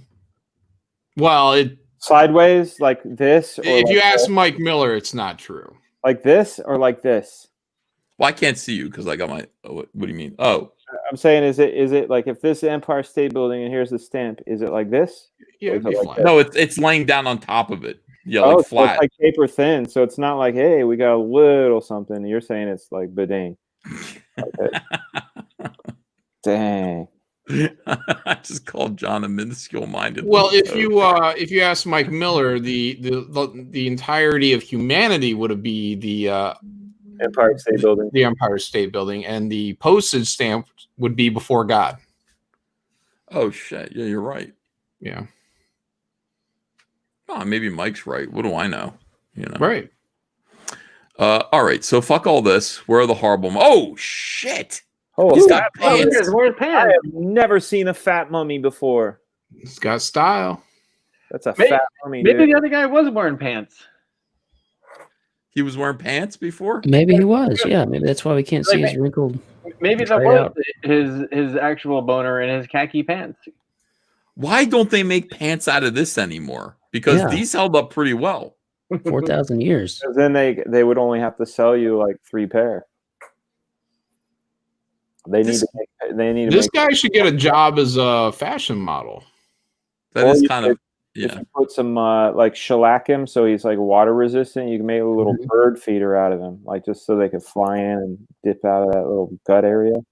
Yeah, Yeah. put some spray some never wet on him. Yeah, He's sucking it There you in though. He's sucking it in. They fully say, Yeah. hot bitches. Where are his organs? Where are his organs? How old is this mummy? 500 years. He had a nice head of hair on his head though. Weathers, yeah, descendant of the Weathers clan. Yeah, He's got a head of hair like Like Saul that. Goodman, you know. I mean, he looks I think I could pull that off. Mhm. yeah. Are those Dockers? No, they have pockets, but They should put his hands in the pockets, make him look a little bit more cool, like he's more Well, relaxed. I don't know where his hands are. Like, I think are they behind his back? I don't know. It It's looks like he's putting his thumb in the belt loops, like, hey. Yeah, he's very chill. Yeah. He's at like the backyard barbecue where they're cooking carnitas. He's like, yo, the Raiders are on. You know? you know what's really I feel like he's telling his wife, like, I got no clue. I don't know. I don't know. I mean, I will say this: out of all the mummies that we've seen tonight, if I had to pick one mummy to be, it would be this one. Well, there's more to come. I mean, there's more to come, but you know, I don't know. He's got the dignity, at least. He's got pants on. Are these pictures of the missing mummies? Well, maybe because this article came out a year ago, and the mummies were missing in like this article's July of 2019, and then like the mummies were missing in November of 2019. This was almost like a catalog of like steal this mummy. Like Patrick's like, if I could have one, it'd be that one. Oh yeah, this one's gone. So somebody like trolled this site and was like, "You want this mummy? 20 grand." You know? If you're looking at 100 mummies and one of them has a pair of Dockers, you're grabbing the one with the Dockers.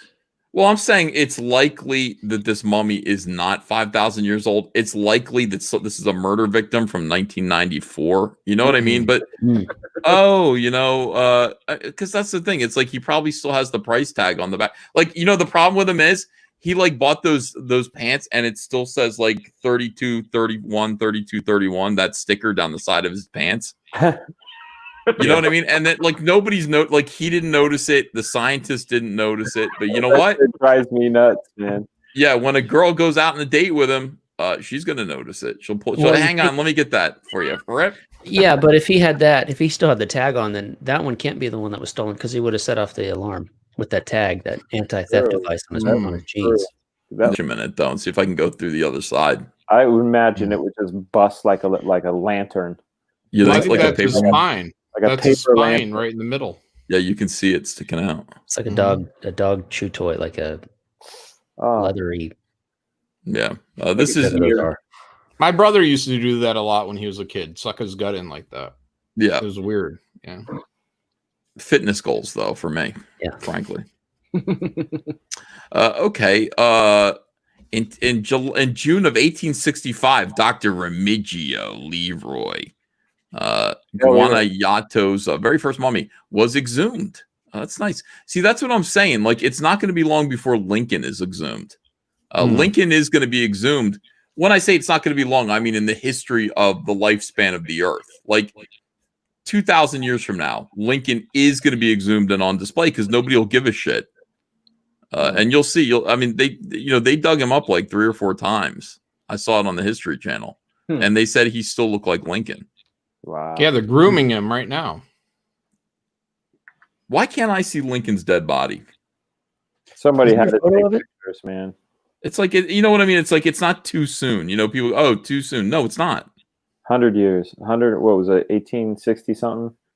65. Yeah. There you go. 65. How about we just get a petition going? See if we can move it along a little bit. What are those petitions on the internet called? Petitions. No. They got those internet petitions. Oh, it's like change.org. Change.org. Yeah. Change.org. Yeah. We need to put Lincoln's corpse on display as a mummy. We'll be Bring rolling us for back Paraded to our that thing around the roots. United States. Yeah, greatest president. Put all the presidents on display. Like, eventually this is going to happen, and people are going to be like, oh, we should have listened to Ethan. That sounds like Futurama, where their heads are like in a jar, just like chilling. You know, as more corpses were dug up for tax evasion. See, that's a stiff penalty for tax evasion. You know what I mean? Pay your Like, taxes. I understand that, like, taxation is theft, but still pay your taxes because they're going to dig up your corpse if you don't. They really? Does that really say that? Yes, more corpses were dug up for tax evasion. A number of near mint mummies amassed below the Pantheon Municipal. I don't know what that means. I don't know why that's a consequence, why that would lead to digging up mummies, but it does. Well, they're saying that if you don't pay your taxes, it doesn't matter. We're going to get you. Yeah, Mr. Dongs points out it's death and taxes. Yeah. You know. So, all right. Word spread about the mummies of Guanajuato, and by the early 1900s, cemetery workers were charging for a view. A nickel a view. You want to see John Malin's dead body? A nickel. That'll be 1 nickel. It's behind a curtain. That's Let an me see. investment. Oh, shit. Now we're talking. That guy's in a b-boy. Oh, That no. guy looks like he's in a b-boy stance. Like he just finished the best breakdance battle. You know what I'm saying? I am not an alien. Vern Troyer. Oh. I think it's one of those muscle action figures. He took after Dad, though, didn't he? Like, Dad saw that and was like, yeah, that's my boy. Oh, my God. That's horrible. Horrible. Dude, that looks like a doll Yeah. in a b-boy stance. Most babies do. All right, Bernardo in his Sunday best. What? Don't make fun of him. They named him. That's crass. How dare they make fun of the dead? Yeah. And we're just sitting here doing it, but how dare they? I don't like it when they do that, when they make fun of the dead. I've already said I don't like it. I do not like it. Okay? It's not good. Do not sit there and bring girls to laugh at mummies' penises. Don't do it. Look That's at her. a person in there. That used to be a person. Look, imagine his humiliation. I don't think he's having any feelings, man. How do you know? You don't know if he's looking down on that, shaking his head. You get used to stuff. Like, how long have people been walking by and laughing at his penis? Like, at first he'd be like, stop. And then after a while he'd be like, fuck it, go ahead. Yeah. There's the damn laugh. There's the dong. Have a good long laugh. Yeah. I think he's over it by now. Yeah. What if when he was buried, his soul was able to go into the afterlife, but as soon as you unbury him, it's attached to the body until it's reburied? That would suck. He's having like a pina colada wherever he was and shit. And he's like, oh, shit, what's that fit? Ah. Giggling chicks laughing at my dick.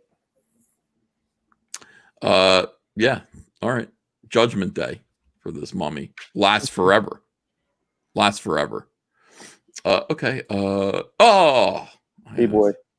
Yeah, it's a lot. It's a lot to take in. So this is where Look at how lovely this is. It's a very colorful town. You could hide a lot of mummies in that town. Yeah. Yeah, you could. And a lot of cocaine. Yeah, a lot of cocaine mummies. I wish like I had the power to light up all of the locations where cocaine was being manufactured and distributed. Like, because I have a feeling it would be like bing, bing, bing, bing, bing, bing, bing, bing, bing, bing, bing, bing, bing, bing, bing, and then like stolen mummies, it would be like bing, bing, bing, bing. You know, that's what I like to do. The second largest business in the There'd be a lot of crossover at those places though, like those stolen mummies and the cocaine spots would be like the mummy would be moving towards it, stop for a second, and then go off. You know? Yeah, I think it'd be easier to light up the one spot where crime isn't happening in that city. Primary export cocaine mummies. Come to our beautiful city. Is, John, look at your first aerial establishing shot. Soak it in. Oh my God, you're so right, dude. Can you imagine Tank Heist going through this shit like flattening that whole fucking city? Yeah. Oh my God, dude, how much fun! Like, here's the thing about Tank Heist, and this is why John doesn't get it, and why John is going to totally fail. John doesn't understand that Tank Heist is such a good idea. And if he did it, A, there'd be a movie, and B, there would be a video game. And if he did it and there were cocaine mummies involved, it would be $1 million. Yeah, there'd be, I mean, I already said it, the opportunity to have like little mummy pixie sticks where you squeeze them and pixie sticks shoot out of their bellies like cocaine. They're saying in the chat, Kane is saying it's been done. No, it has not been done. It has?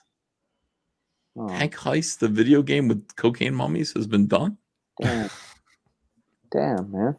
Yeah, no, that was the point of Tank Heist. It was to design a $1 billion movie. When we were talking about it, we said, "How do we do a movie that makes $1 billion?" Well, you start with tanks and cocaine mummies. All right, so I think that's all the mummies they're going to show us, even though they tease us with this. They say stabbed to death shows a man buried in 1946 with a hole in his abdomen. That's 1946. That's not a mummy. No, I think that there's like probably like standards, like beef jerky standards. You know, like if you thump it and it's not moist in any way, you can say, "Hey, mummy." You know, it could be from last week. It's mummified, right? Like it's a dude who died near somewhere hot. He's mummified. He could be a week old. So I think these bitches, they're just murdering people, drying them out, and calling them mummies. Yeah, that's what they do down there in Central America. It's the face of that mummy. Remember that. It's like Tiger King all over again. I gotta ask Mimology. Mimology, if you're watching right now, because I know you live in Honduras, what do you think about this? Is this happening? Another day, another dollar. I get it. Can we blame him for that happening? Yes, I do. Mimology, I blame you. Yeah. Checkpoint says Ethan is a mummy bigot. Oh. I think I just care more than other people do. Yeah. Some of you don't give a shit. I do. I do care. Mummies need love too. Yeah.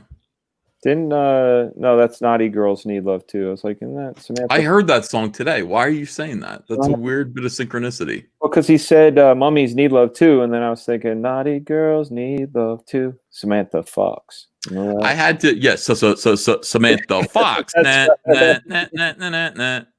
Ain't it funny how when I say let's go out, it's always something I must prove. Yeah. Oh yeah, dude, she was banging. Like lesbian, totally disappointing. Samantha Fox was probably my second crush as a kid. You could see her boobies. That's why she was a page. They look like the Hindenburg, both like two Hindenburgs. They did. Her boobies. I had to go to Tower Records and buy a picture disc interview with Samantha Fox, and she was nude on the picture disc. Like at least her boobies were out. I'm like seriously, like it gives a kid the wrong idea of what female breasts look like, And I was a kid, and I took it up to the counter to buy it, and totally unselfconscious. And the cashier was like, No way. Yeah, and she's like looking at it. She's fucking it. Oh, come here. Look at this kid. He's by. Wow. So you took it home and fapped away? Like what happened? How could you No, do that? I was, didn't go to Tower Records again for a little while. That's all I'm saying. I mean, it was a little They didn't let embarrassing. you in. Yeah. And by the way, why would you buy an interview with Samantha Fox? I listened to it and said, oh my God, she's stupid. I didn't know, I didn't know that, She had that cute British accent and stuff. Yeah. And then I found out she was a lesbian. And now when I see her, Eric, when you see, look, I challenge you to watch a Samantha Fox music video now, knowing that she's a lesbian. Oh. No, I'm just saying this. Naughty Girls Need Love 2 is a ridiculous video. You watch it and you go, clearly she's a lesbian. Why didn't I know this when I was 11? I should have picked up on those vibes. I'm actually finding this out for the first time right now. Yeah, it's before my time. Yeah. Feel old. Don't age shame, Eric. Every time I talk about Samantha Fox being a lesbian, we lose like 15 viewers. Every time I bring it up, people go, There's been times. Samantha Fox fan club. Yeah, like I don't want to hear it. I know. I'm in denial too about it, guys. That's I don't believe it, dude. Well, you wouldn't believe it, Dan, because Dan, to me, you wouldn't believe it because you're a white male. Oh, I forgot I'm toxic. You're a white male, by the way. Here's some. Look, see what I'm talking about with the. You can't even tell here if you let them loose. Oh, I can tell what's happening, dude. You can see what's going on there. Oh yeah. Right. You let them loose and they kind of go boing, like. Hey, make a boing sound. They do. They go boing, like they pop out. Boing. In a way that you would not expect. No. Ain't it funny? Yeah, I was listening to the songs of 1989. In my headphones. I had to clean up the yard today. I had to move everything. No, I had to move all the furniture off the deck and onto the grass. We were getting everything cleaned up, and I was just listening, and it was like Samantha Fox. It was Bobby Brown. That's the music that I woke up to every morning when I was going to school. Like I had a clock radio. Yes. And it would be like, the clock radio would ring at like 5 a.m. because my parents were sadists and I had to go to Mormon seminary class at 5 a.m. Every day before high school. And it'd be like, I want to rock with your baby. And I'd be like, oh, fuck, I want to sleep. So that's what, anyway, it brought back memories of pain. But anyway, back to demonizing Dan for being a white male. Oh, you're so comfortable, aren't you, Dan? Yes. You're so comfortable being a white male. I've been in a bunny suit. In a bunny suit. I feel. Is the bunny suit kind of comfy? I mean, it could get hot. It can get hot. It looks like it.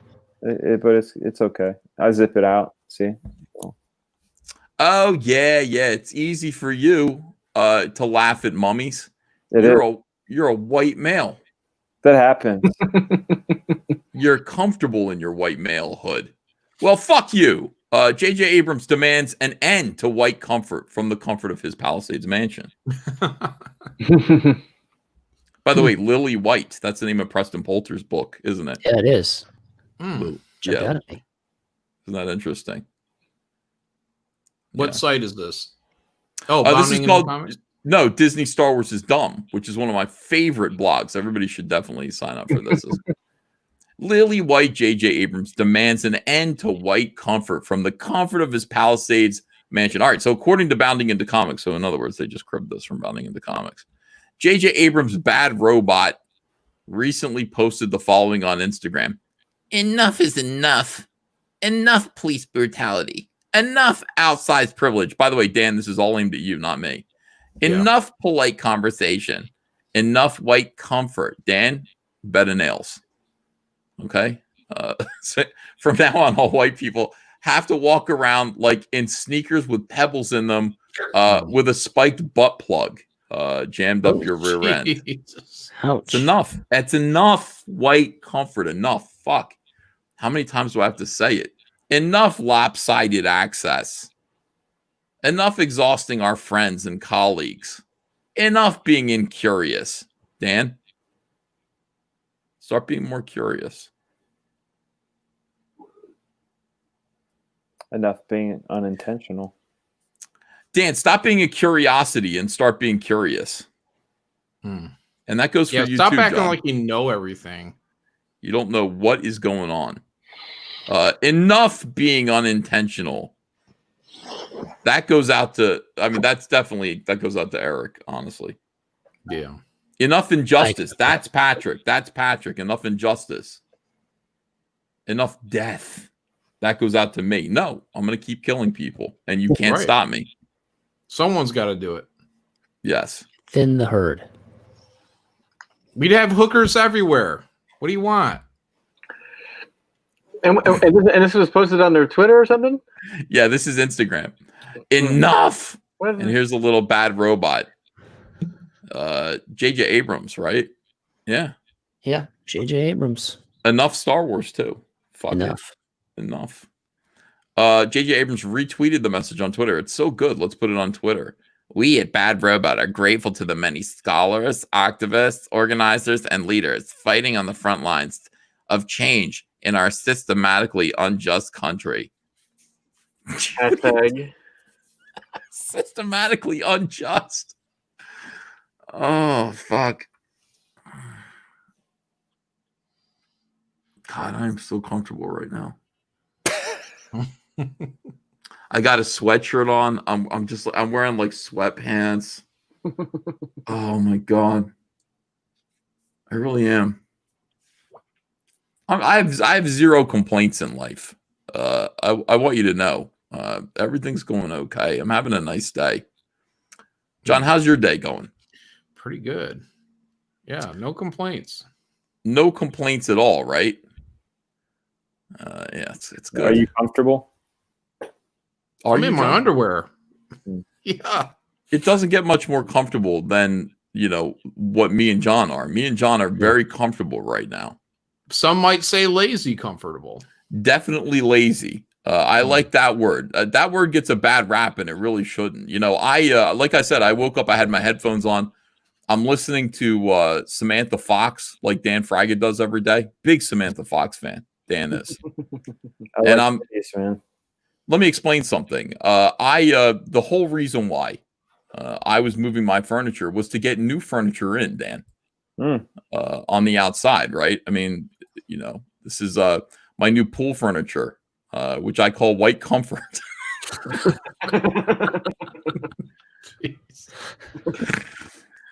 Very comfortable. And when I'm on my furniture, I'm not doing anything. These are my new chaise lounges.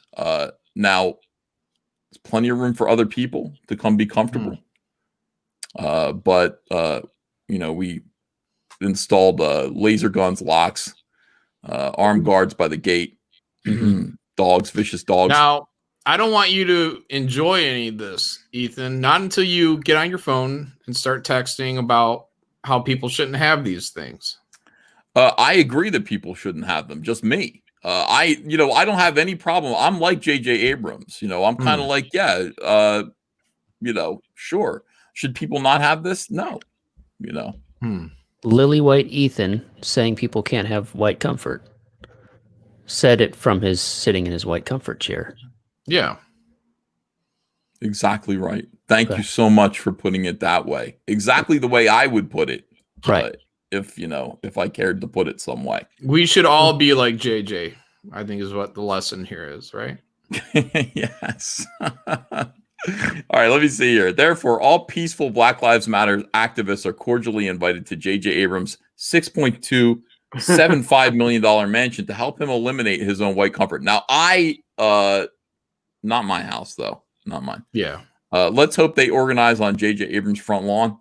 Here we go. Filmmaker J.J. Abrams snaps up Pacific Palisades home for $6.275 million. Close to what, that's more than what Dan paid for his home. By maybe like twice as much. Nah, not much. Yeah. Twice as much. This guy's paid twice as much for his home as me and Dan. Hollywood director, producer, and screenwriter J.J. Abrams has purchased a home in Pacific Palisades for $6.275 million, or about $14.95 per square foot. in a deal completed. I like that for square foot in a deal completed outside the multiple listing service. Though property details are scant, tax records show the 2-story home near the Rustic Canyon Recreation Center was originally built in 1923. The approximately 4,200 square feet of living space contains 17 rooms, including 7 What? This is a lot. That's a lot of rooms. It is a lot of rooms for not that much square footage. It's a lot of rooms, and it requires a lot of maintenance, and that is why J.J. Abrams has a lot of people of color who come into his house and his property, which costs $1,495 per square foot. And they keep it. They clean it. So that is good. That is great. It requires a lot of care to maintain. He's doing his part. Yeah, he's doing his part. Fences and gates surround the home, which sits on a lot of more than half an acre. A swimming pool, lawns, and layers of landscaping fill the grounds. That is just outrageous. As Marvel teaches us, this is no time to worry about property without a beating heart. What is this? What the fuck is this? I didn't even read this article yet. I'm making this shit up as I go, but it's actually coming together pretty well. This is good. I read this. My essay of hypocrisy. Juan Figueroa says, but you don't stand with the victims of these thugs and rioters that destroys properties, of course, unless one of them hurt yours. You are so wrong, Marvel, disrespecting these victims by taking and speaking about one side of the coin. Marvel says, let us know when the properties develop heartbeats and we'll make a statement. What the fuck is going on, dude? I'm never leaving my house again. No. I don't even care anymore. Like, I don't want to know what goes on out there. Yeah. I'm perfectly happy here. Guns and MREs from here on out. MREs, right? Have you guys heard the situation where like people are dropping off these pallets of bricks at certain parts around town? Yep. I saw something on that, yeah. That's so crazy. that they could hit people with bricks? Yeah. Like people like the night before or the day before are dropping off like these Home Depot like pallets of bricks. And what is going on? And it's, I mean, eventually, like there's so many cameras out there in the street, like sometimes people are gonna get caught. I mean, it's only a matter of time, but it's just interesting.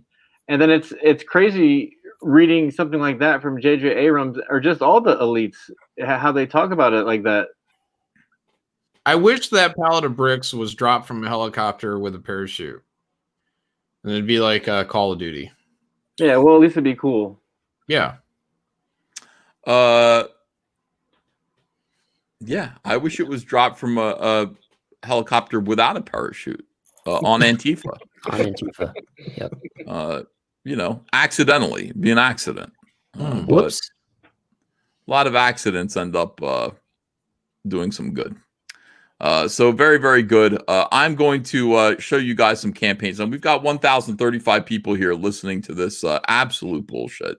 Nonsense. Tonight, I mean, I honestly, this might be one of the worst streams I've ever done in my life. And I want to apologize to everyone here. No apology from me. Except for Eric. I needed some mummy education, man. I feel fulfilled. All right, so I need more Rasputin. I retract my education. I saw some Samantha Fox titties. I saw Rasputin's penis. You know, it's pretty bad. Yeah, it is, Ethan. It is, says Captain Chokeout. And if Captain Chokeout is critical of the educational content of one of my live streams, we're in real trouble. That's a big fucking no-no if Chokeout's not feeling it. For real, dude. For real. All right, let me show you some of these campaigns that I hope that you will, in spite of me, that you will support. I mean, I'm being very generous in lending my time and my energy towards this. I hope you will support these campaigns. Cyberfrog 2 Wreck Planet, which is the biggest crowdfunded comic book of all time, in spite of the quartering. I see you in here, quartering. I see you. 500,000. No, $908,498, Jeremy. Congratulations, Ethan. That's what I'm imagining that you're saying to me, even though you haven't really said it. Congratulations, Ethan. Saying it in his heart. In his heart. Well, I can hear it. You know, I'm a very empathic person. empathic or empathetic, like, or just pathetic? Which one am I?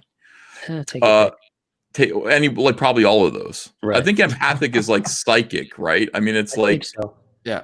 I can tell what you're feeling. Like I literally can tell. And empathetic means I just feel like I feel your feelings like a normal human being, not a sociopath, a normal human being. And then pathetic is just, how very sad. Yeah, that's all. People are saying it's, but pathetic was the right word. All right, very good. Cyberfrog Unforgettable Tales 1 and 2 is in demand, $187,111, as those Salamandroid Blacklight posters are shipped out to everyone, and everyone's excited about them. A lot of people are getting them. They're saying, "Wow, this is better than I could have ever dreamed." And I'm saying that's because you're not dreaming big enough. It's all caps comics, right? I mean, Yeah, dream in bigger letters. Much bigger letters. For goodness sakes. Peregrine. Peregrine, Wings of the Falcon. Let me see. This might be over now. 1 minute left. 1 minute left. Shit. $35,990. This book looks absolutely awesome. I will say that the art looks incredible. Her boobs look incredible. I like this new cover here by the good Preston, right? Good Preston. Yep. That was great. Yeah. It's really, really cool. He did a good job. I don't know why he hasn't he hasn't said, "Hey, can I do a cover for you?" Hasn't, though. He hasn't done that. I don't take it personally. I just have some questions. Peregrine, Wings of the Falcon. Make sure that you back this. Hopefully it's going to go in demand in literally 1 minute. Let me just check and see. That would be tragic if it's in demand now. It's $10 away from $36,000. It's not too late to back this campaign. Please do. Johnny Phantasm, 1977, issues 1 through 3. Patrick, what is this book about for people who don't know? This is about a hitman in Detroit in 1977 who gets possessed by 3 demons and turns into a demon mob boss. It's very similar to like Beetlejuice meets Scarface. Yeah. And a lot of people jumped on in the past 12 hours, and I appreciate it, and I want to thank everyone for jumping on. Well, it's inexpensive as hell. People are going to get 3 books for $45. 3 books, poker chips, cards. What is this done? So what is the full house? What's in it? If you scroll down a little bit more, there's a bigger picture of it right there. That's okay. I see. There you go. So like I actually sold out of those last night, but I was able to put up some more. Oh, there are 3 left. Okay, 3 left on this. Yeah. So thanks everyone for getting down on that. Yes. You get 3 books. You get collector's postcard set, robot head sticker pack, pin, and baseball cards. Don't miss out on that because there are only 3 left. The artwork is gorgeous. The character's cool. And yesterday Patrick showed us an action figure that he is going to be working on for this character. He showed us a nice mock-up of that. It looked pretty fucking cool. I'm excited. I'm excited to make some toys. We're all excited. I mean, we're talking at the beginning of the stream about making Jesus Christ toys because I think he's in the public domain. John's not excited. What? John doesn't want to do it? John's not excited about toys. He isn't excited about toys. I don't know why he's not. He just thinks it's stupid. But I'm just saying there are a lot of good public domain characters that everybody knows, and we should be making toys of them. The definitive toys. John, you don't like toys? No, it's okay. I'm just not like I don't want to make a whole bunch of action figures. I mean, you guys do. That's cool. Okay. Go all for right. it. Yeah. Okay. Yeah. All I want is the Flint Flossie action figure. That's it. But he doesn't have to have any action. Mustache, goatee. That's it. Mm-hmm. Camel Moon says, pretty sure Disney owns Jesus Christ now. A version of him. A version of him, yeah. Like we could probably do a different version of him. It's like Disney owns Robin Hood, that version of Robin Hood, Pinocchio, that version of Pinocchio. But we could do a different version. I think that's the way to go. The Lucent by Michael Bancroft. This book is amazing. John Malin was looking at it the other day with me, and we were both remarking about the backgrounds. Just let me look at this. Oh, that's stunning. Why wouldn't you buy this? I don't know why. Yeah, why wouldn't you buy this? It's cool. I would say please support the Lucent. Michael Bancroft is also a great animator, friend of the show. He makes content for this show sometimes, and we appreciate that. $14,528. Let's get this guy to 15 tonight, please. That would be so fun. Over here is another case for the Littlest Umbrella by that umbrella guy. Look at that. Yeah. I mean, this guy's just kicking ass. He really is. Hell yeah. He's over 1,000 backers now, right? Yeah, 1,028 backers. Yeah. Awesome. That's fantastic. Coming up on $75,000. I will say this about this book. First of all, I really like the first one. This one looks like it's even better because I think Tug's getting that butt. Yeah, that's the thing. Like, the trench coat hugs the contours of his ass. That's why it's selling so well. Oh, it's got that mummy skin effect. Yeah. This is this looks great. Please do back this. This is great right here. I like this cover a lot. I like that one a lot too. That one's so good. I hope people are supporting this. Well, they are supporting it. All right. So another case for the Littlest Umbrella. Let's get Umbrella Guy to $75,000. That would be a good action figure. Umbrella Guy. Yeah, absolutely. I think a lot of people would buy that. But I want to see Black Flag as action figures. Yeah, so do I. My whole life, man. My whole life. We will make it happen. $146,761. Dan, what is Black Flag about? Black Flag is about this team of heroes, unlikely band of heroes getting together to save the Earth one world at a time. This particular issue has hell coming to Earth, and they have to face off against it. We do a little bit of catch up in the first 9 pages where you get to meet each of the characters. You got Sniper, who's this paramilitary guy. For all intents and purposes, he's Captain America if his country betrayed him. We've got this anime babe who is like the female Tony Stark. We've got Gorilla, who's a government weaponizing experiment that escaped. The angrier he gets, the bigger he gets, but the bigger he gets, the dumber he gets.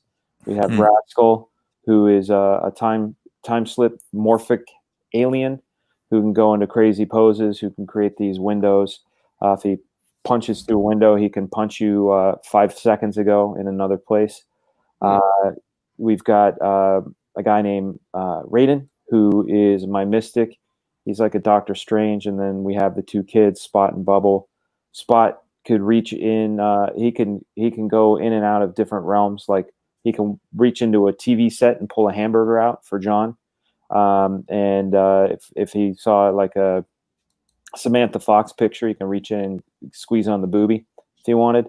And we have Bubble, who's the original safe space. She can form and Pender pull bubbles around either herself or friend or foe.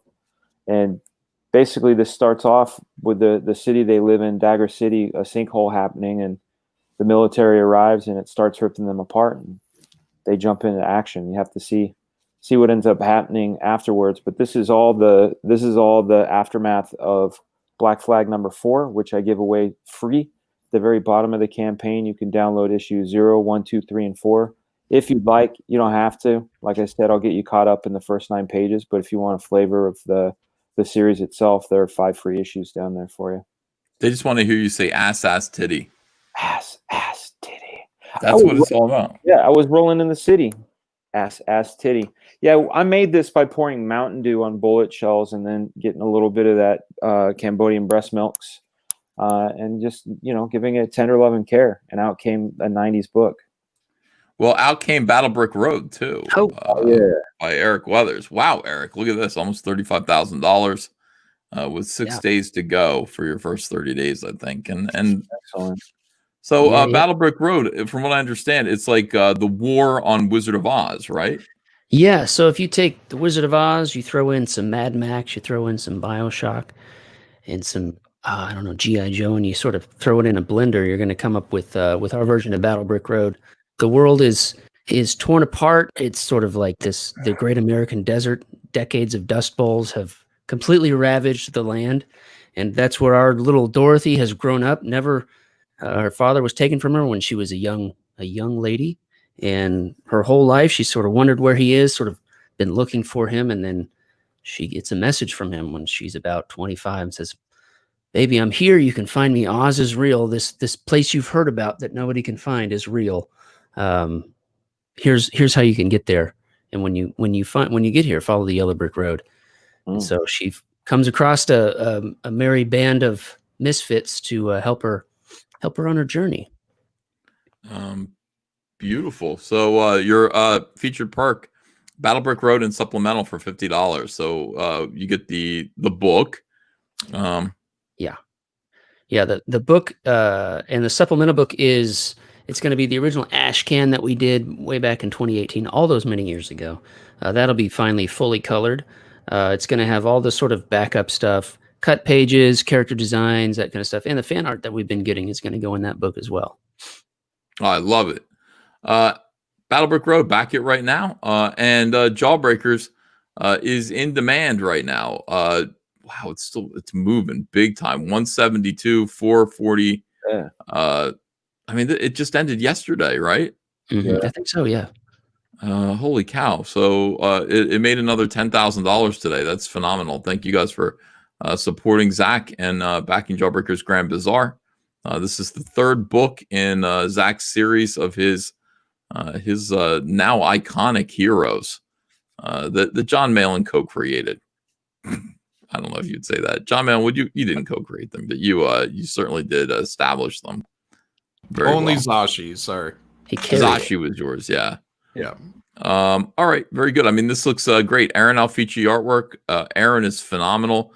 The whole thing about this particular issue is that the premise is that there's a weird kind of supernatural bazaar that opens up every 6 years, 6 months, and 6 hours or something, or is it 6? I don't know. It's 666. Yeah. Oh, and you can go there, you can barter, you can ask for anything, but you have to pay not in money, but in a favor or a promise or something like that. And this is the origin story of the Jawbreakers. This is how they came together. So really all you need to do is read this. You don't worry that you missed issues 1 and 2. This is a good starting point. And then you can go back and get issues 1 and 2 on eBay. Or right here, you can get issue number 2 right here with this God King combo. But make sure that you do back this. We love Zach, and Zach loves you. Beautiful. I don't know if he does or not, honestly. It's like, I don't know. I can't speak for Zach. Zach might not love any of you. Oh. Zach might. Well, I'm just saying, for all I know, it's likely that he loves some of you, and maybe most of you. But I can't say that he loves all of you. I can't speak for Zach like that. Let me read some super chats. Most of these should be cursing my name and telling me to shut the fuck up. I certainly hope so. Sarcticon DM says special guest star Jane Fonda. Oh, that would be for the TV show that we discussed at the top of the show. That's our Charlie. Which is not some idea, by the way. Yeah, some people like the idea. But Jane Fonda would be a terrific guest star. She would be Aunt Jane, and she would come. She'd come and watch him a little bit. She'd like him. She'd approve of him. Michael Green says, "Have you heard that Black Flag is back? The return of the greatest damn miniseries from the 1990s. Check it out on Indiegogo now. Return of the King." Starticon DM says, "Is Andrea Miss Tessmacher?" Well, if I'm Lex Luthor, then yes, she would be. Tessmacher. Yes. Well, I would never yell at her the way Lex Luthor, because I mean she'd be like, "Hey, why don't you quiet down, Tubby?" Slow your roll. Was hot. Tiffy Tail McKitty says, Fraga, Woodford Reserve Bourbon tonight. Oh yeah. Good stuff. Yeah. Alan Rogers says fat, Doom comic, etc. Okay, so Alan Rogers is always calling me fat, telling me to do a Doom comic, and I don't know what the hell he's talking about. Captain Chokeout says, I carry the majority of my weight in my pants. Nice. Akira says, Ethan's greatest enemy is a flight of stairs. Wow. That was cool. I mean, that's not true at all. I run up the stairs. I like it. And I'm panting. That's an escalator.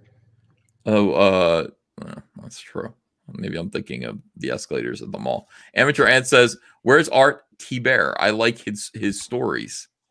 I don't know. You know what? I think I keep doing these live streams right in the middle of the night, and almost nobody's awake except for us. I was on a stream with Art just a little bit ago. Oh, were you really? Oh, Eric was on there too. Yeah, I was on there on Sweetcast. Oh, nice. He's doing well. He's alive. Chrono Mechanics, everyone, check it out. And he's still spinning his drumsticks.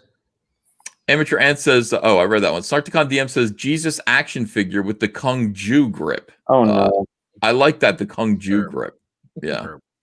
Amateur Ant says, flat earth is biblical. Just saying. Random Name says, thoughts on the latest Deadwood Dale video?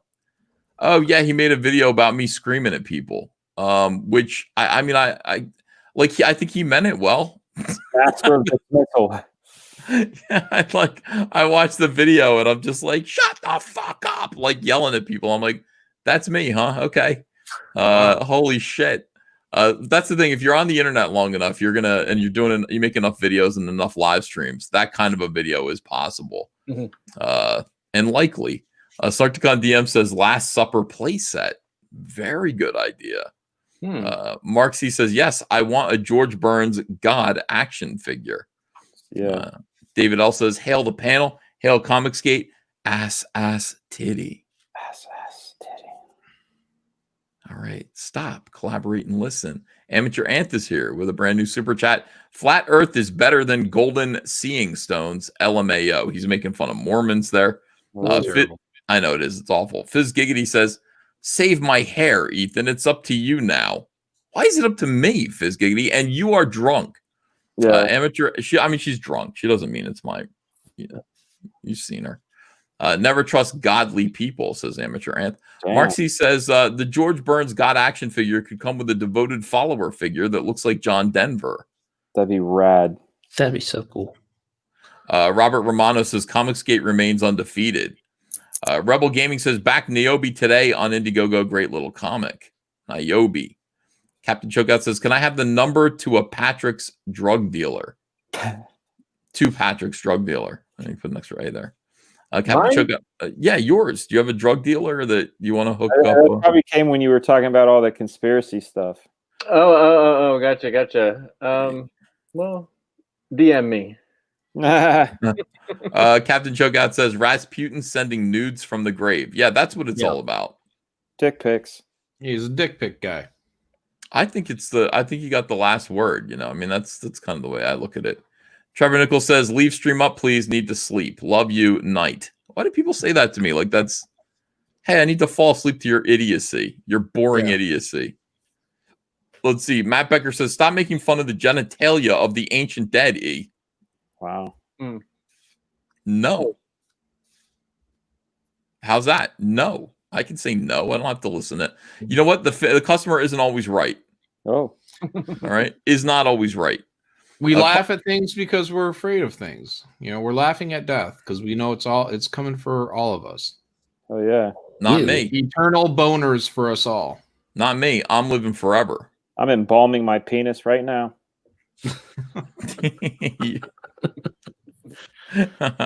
Drinking whiskey all the time. I'm self-embalming. That's right.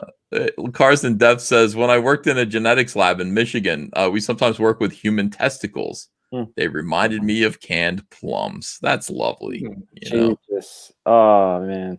That makes me, that makes me hurt on my insides. Yeah.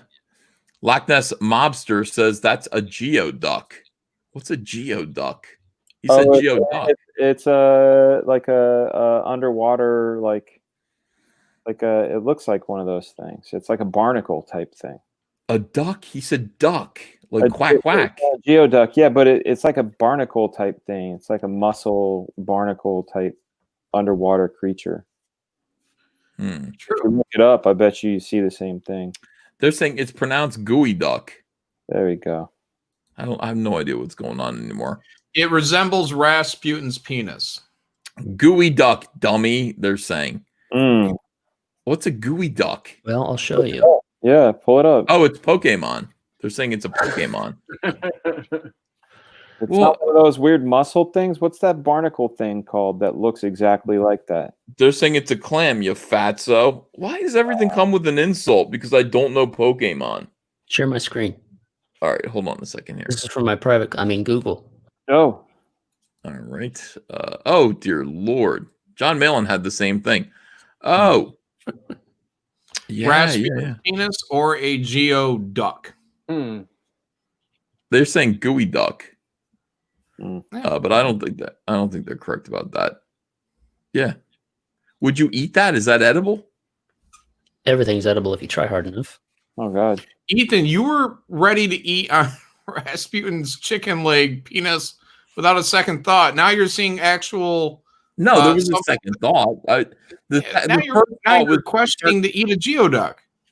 Oh, for God's sake. I've actually just recently. It looks like a dong. I recently saw a video of a girl eating one of these. It's mostly water. Is it really? Mm-hmm. Like when she bit into it, it just was all like seawater. All over her face. Yeah. All over her face, huh? Oh, God.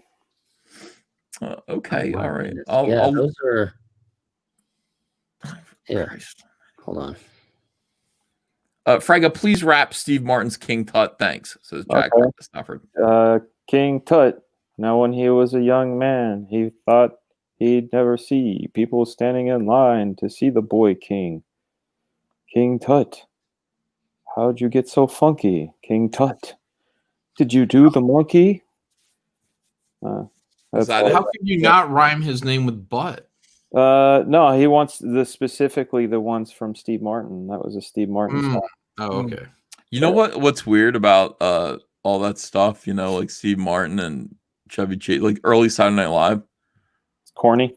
None of it's funny. Yeah. You go back and watch that. I have the box set of Saturday Night Live.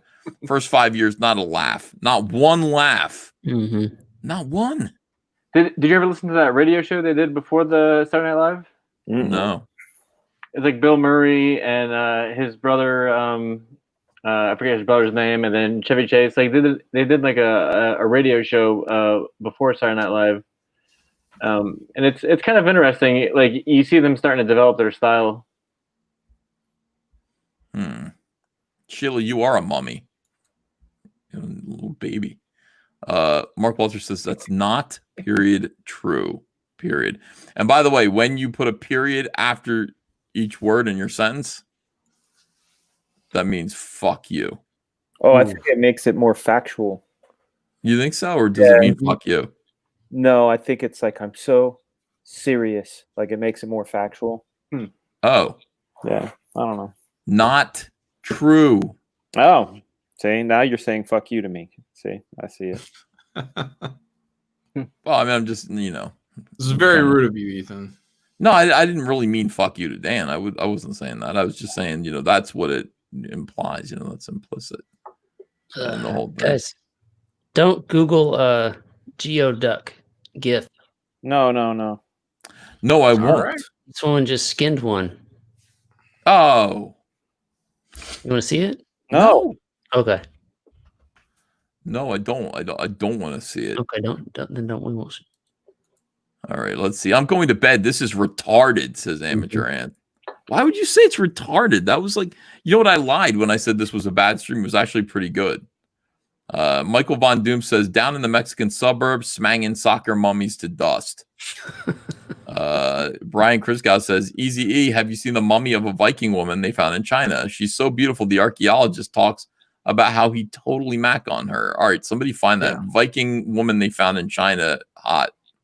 Put hot mummy. Hot mummy. Aldos on the farm just off Orwell Lane just joined the channel. I appreciate that. Michael Von Doom says mummy dong break open just like a Twix. That is fucked up, Michael. Can you imagine snapping a mummy dong like a Twix? No. I haven't even thought about it until just now. Now you won't be able to stop thinking He's about right, it. though. In that picture, it kind of did look like a Twix. Yeah, give me a break. Give me a break. It's a Kit Kat bar, man. Break me up. Oh, what's the Twix song? King Tut bar. I don't know. King Tut bar. Didn't Twix have a song or no? Twix did the song from Ferris Bueller, that chicka chicka chicka. Those were all the 80s. Right. Chicka chicka. That's fun to do. Do it in the microphone. Chicka chicka. Chicka chicka. Chicka chicka. Chicka chicka. Bow, bow. Chicka chicka. Bow, bow. Bow, bow, bow, bow. How does it go? Bow, bow, bow, bow. It's bow, bow, bow, bow, bow. Bottom, bottom, chicka chicka. View from Uranus says, back to work. I hate you all, Trebuchet. Now, listen. You guys, it's so easy in the chat. Oh, you can't create an entertaining program for us. Yes, I can. I'm choosing not to right now to punish you. You should be doing something else other than watching me talk about mummy dong breaking off like a Twix bar. Antoine Dennison says, put your ashes in the ink of your last frog book. Some people do that. I think it's crazy. Because here's the worst thing that you can do. There have been people who have done that. Then your book goes in the 25-cent bin. You know what I mean? Don't want that. It's just like saying your word. Been in that 25-cent bin. Yeah, your human remains are in the 25-cent bin. Hey, give me a break. I'm not doing that shit.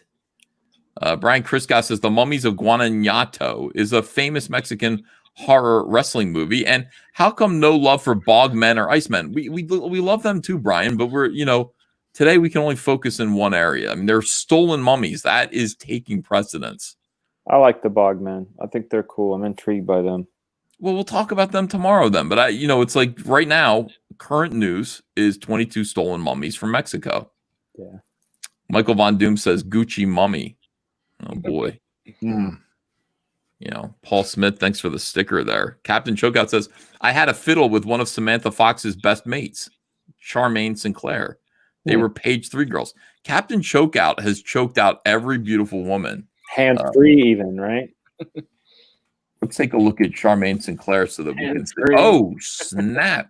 Choked. Okay, hold on a second now. Let me make sure there's no nudity. So boy, I'll tell you something, Captain Chokeout. You really impress me every single day. No, he does. He impresses me. What do you see this? You'll be like, oh my goodness, like this guy, yeah. Oh hey, business handled. You got to do what you got to do. So good for him. I wish I had a page 3 girl in my past that I could be like, oh yeah, well, remember that page 3? What's a page 3 girl? It's in the British newspapers that there was always like a Bucksmith topless girl. It was like a normal thing, and they were on page 3. So if you type in page 3 girl, hundreds of big breasted ladies.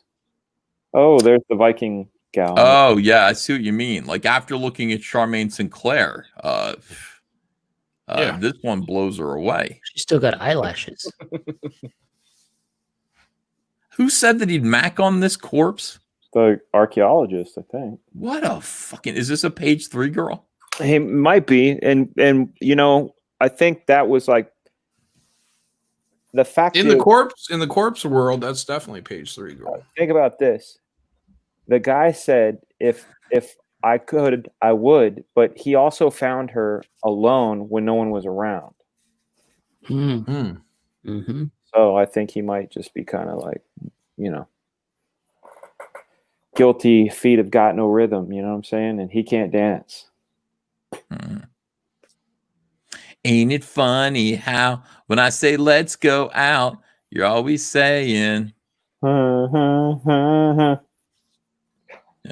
Hmm. What's a girl to do? I think I'll call my crew. Of course I love you, but naughty girls need love too. Dun, dun, dun, dun, dun, dun. How old was this corpse when she died? 13. No. Well, I'm just saying, so that means the archaeologist is a pedophile and a necrophiliac, and shame on him. Yeah. Oh shit. All right, let's go back and see what John is looking at here. John is what? Oh, what the? That geoduck. This is the one. This is the one I saw. Oh. You Don't sound do it. good. Don't do it. Oh, okay. For God's He's sake. loving it. Nightmare Thank you, material. John. That's nightmare material. Yeah. Dear JJ, more people will die tomorrow, you twat. Deal with it, says King Crow. Save the Fantastic Four 2 says Uncle E, here's a tank heist movie. 1984, Tank, in which James Garner uses a tank to save his son from a corrupt sheriff. I remember it being pretty good. Yeah. We talked about that while we were developing Tank Heist. Yeah. Jeg says, remember the guy who built a tank out of a bulldozer? Yeah. And because he didn't want to pay taxes or something going on, and he got a bulldozer and he built a tank out of it. Well, I mean, a bulldozer, and he built a tank out of a bulldozer. Yeah. He put like steel around it and he encased it. Oh, because it already has the treads, doesn't it? Yeah. So, what's his name? Hannibal or B.A. Baracus? Actually, it was. That totally sounds like the plot to an A-Team movie. Yeah. Dun, dun, dun, dun. You see the fucking the bulldozer, like the fucking thing still on it. I actually have a picture of it. It's pretty impressive. And they had to kill the guy like to stop him. He was like knocking over like city monuments and stuff like that. Ooh, that's what I would do. Kill him. Like, you know, when you have a tank and you're going nuts, you know, you're going ape on your town with a tank. You got to knock over city monuments. How else are you going to do that? That you only get one chance. Yeah, he was really pissed. He was pissed that they were building something on his property and they wouldn't listen to him. So he went to an auction and he bought this bulldozer, and then he just started. He just totally said fuck it, and he sealed himself in it. He knew he wasn't coming out, and he just started knocking over stuff in his town. Yeah, it says here he killed himself. Okay, well, I guess they surrounded him. That's a sad end. It's a sad end to that. It sounds like a hero up until that point. Yeah, kind of not on my land. Not like, you know, that's a William Wallace type shit. Not on my land. I'm going to build a fucking tank. They called it the Killdozer. Killdozer. Yeah. The hate tank. I'll bring it up in a second. Here, I'm going to share it right now. Oh, let's see how it looks. Oh yeah, you don't want to fuck with that. No. Look at him up there. Is that him? No, that's someone trying to move it, I think. Dude, that looks like a transformer, like a Happy Meal transformer, where just like the legs. Patrick, one. You see what I'm saying? Articulation. Patrick, do you see what I'm saying? Yeah. Okay. I found this. Yeah. I'm just saying, you know, that's what I'm saying. Okay. You know, stuff like that. You like this? Yeah, I mean, I kind of like it. I think it's pretty cool. I mean, the guy who made this, like, he was pissed off. I like the idea that he was pissed off and being pissed off. Like, how angry. Here's the thing. I get mad at John Malin every day, and like seriously mad. And like, you know, I'm thinking I could build a tank right now and just blow shit up.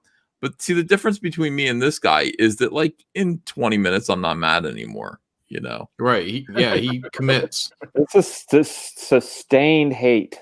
Yeah, you got to be mad nonstop for a long time in order to complete this project. And I've been mad at John, but never that mad. Welding takes some time too. I mean, it's, you know, focus. He's just do you think hate welding the whole time. Yeah, well, you think he had any laughs or any joy during the entire process of?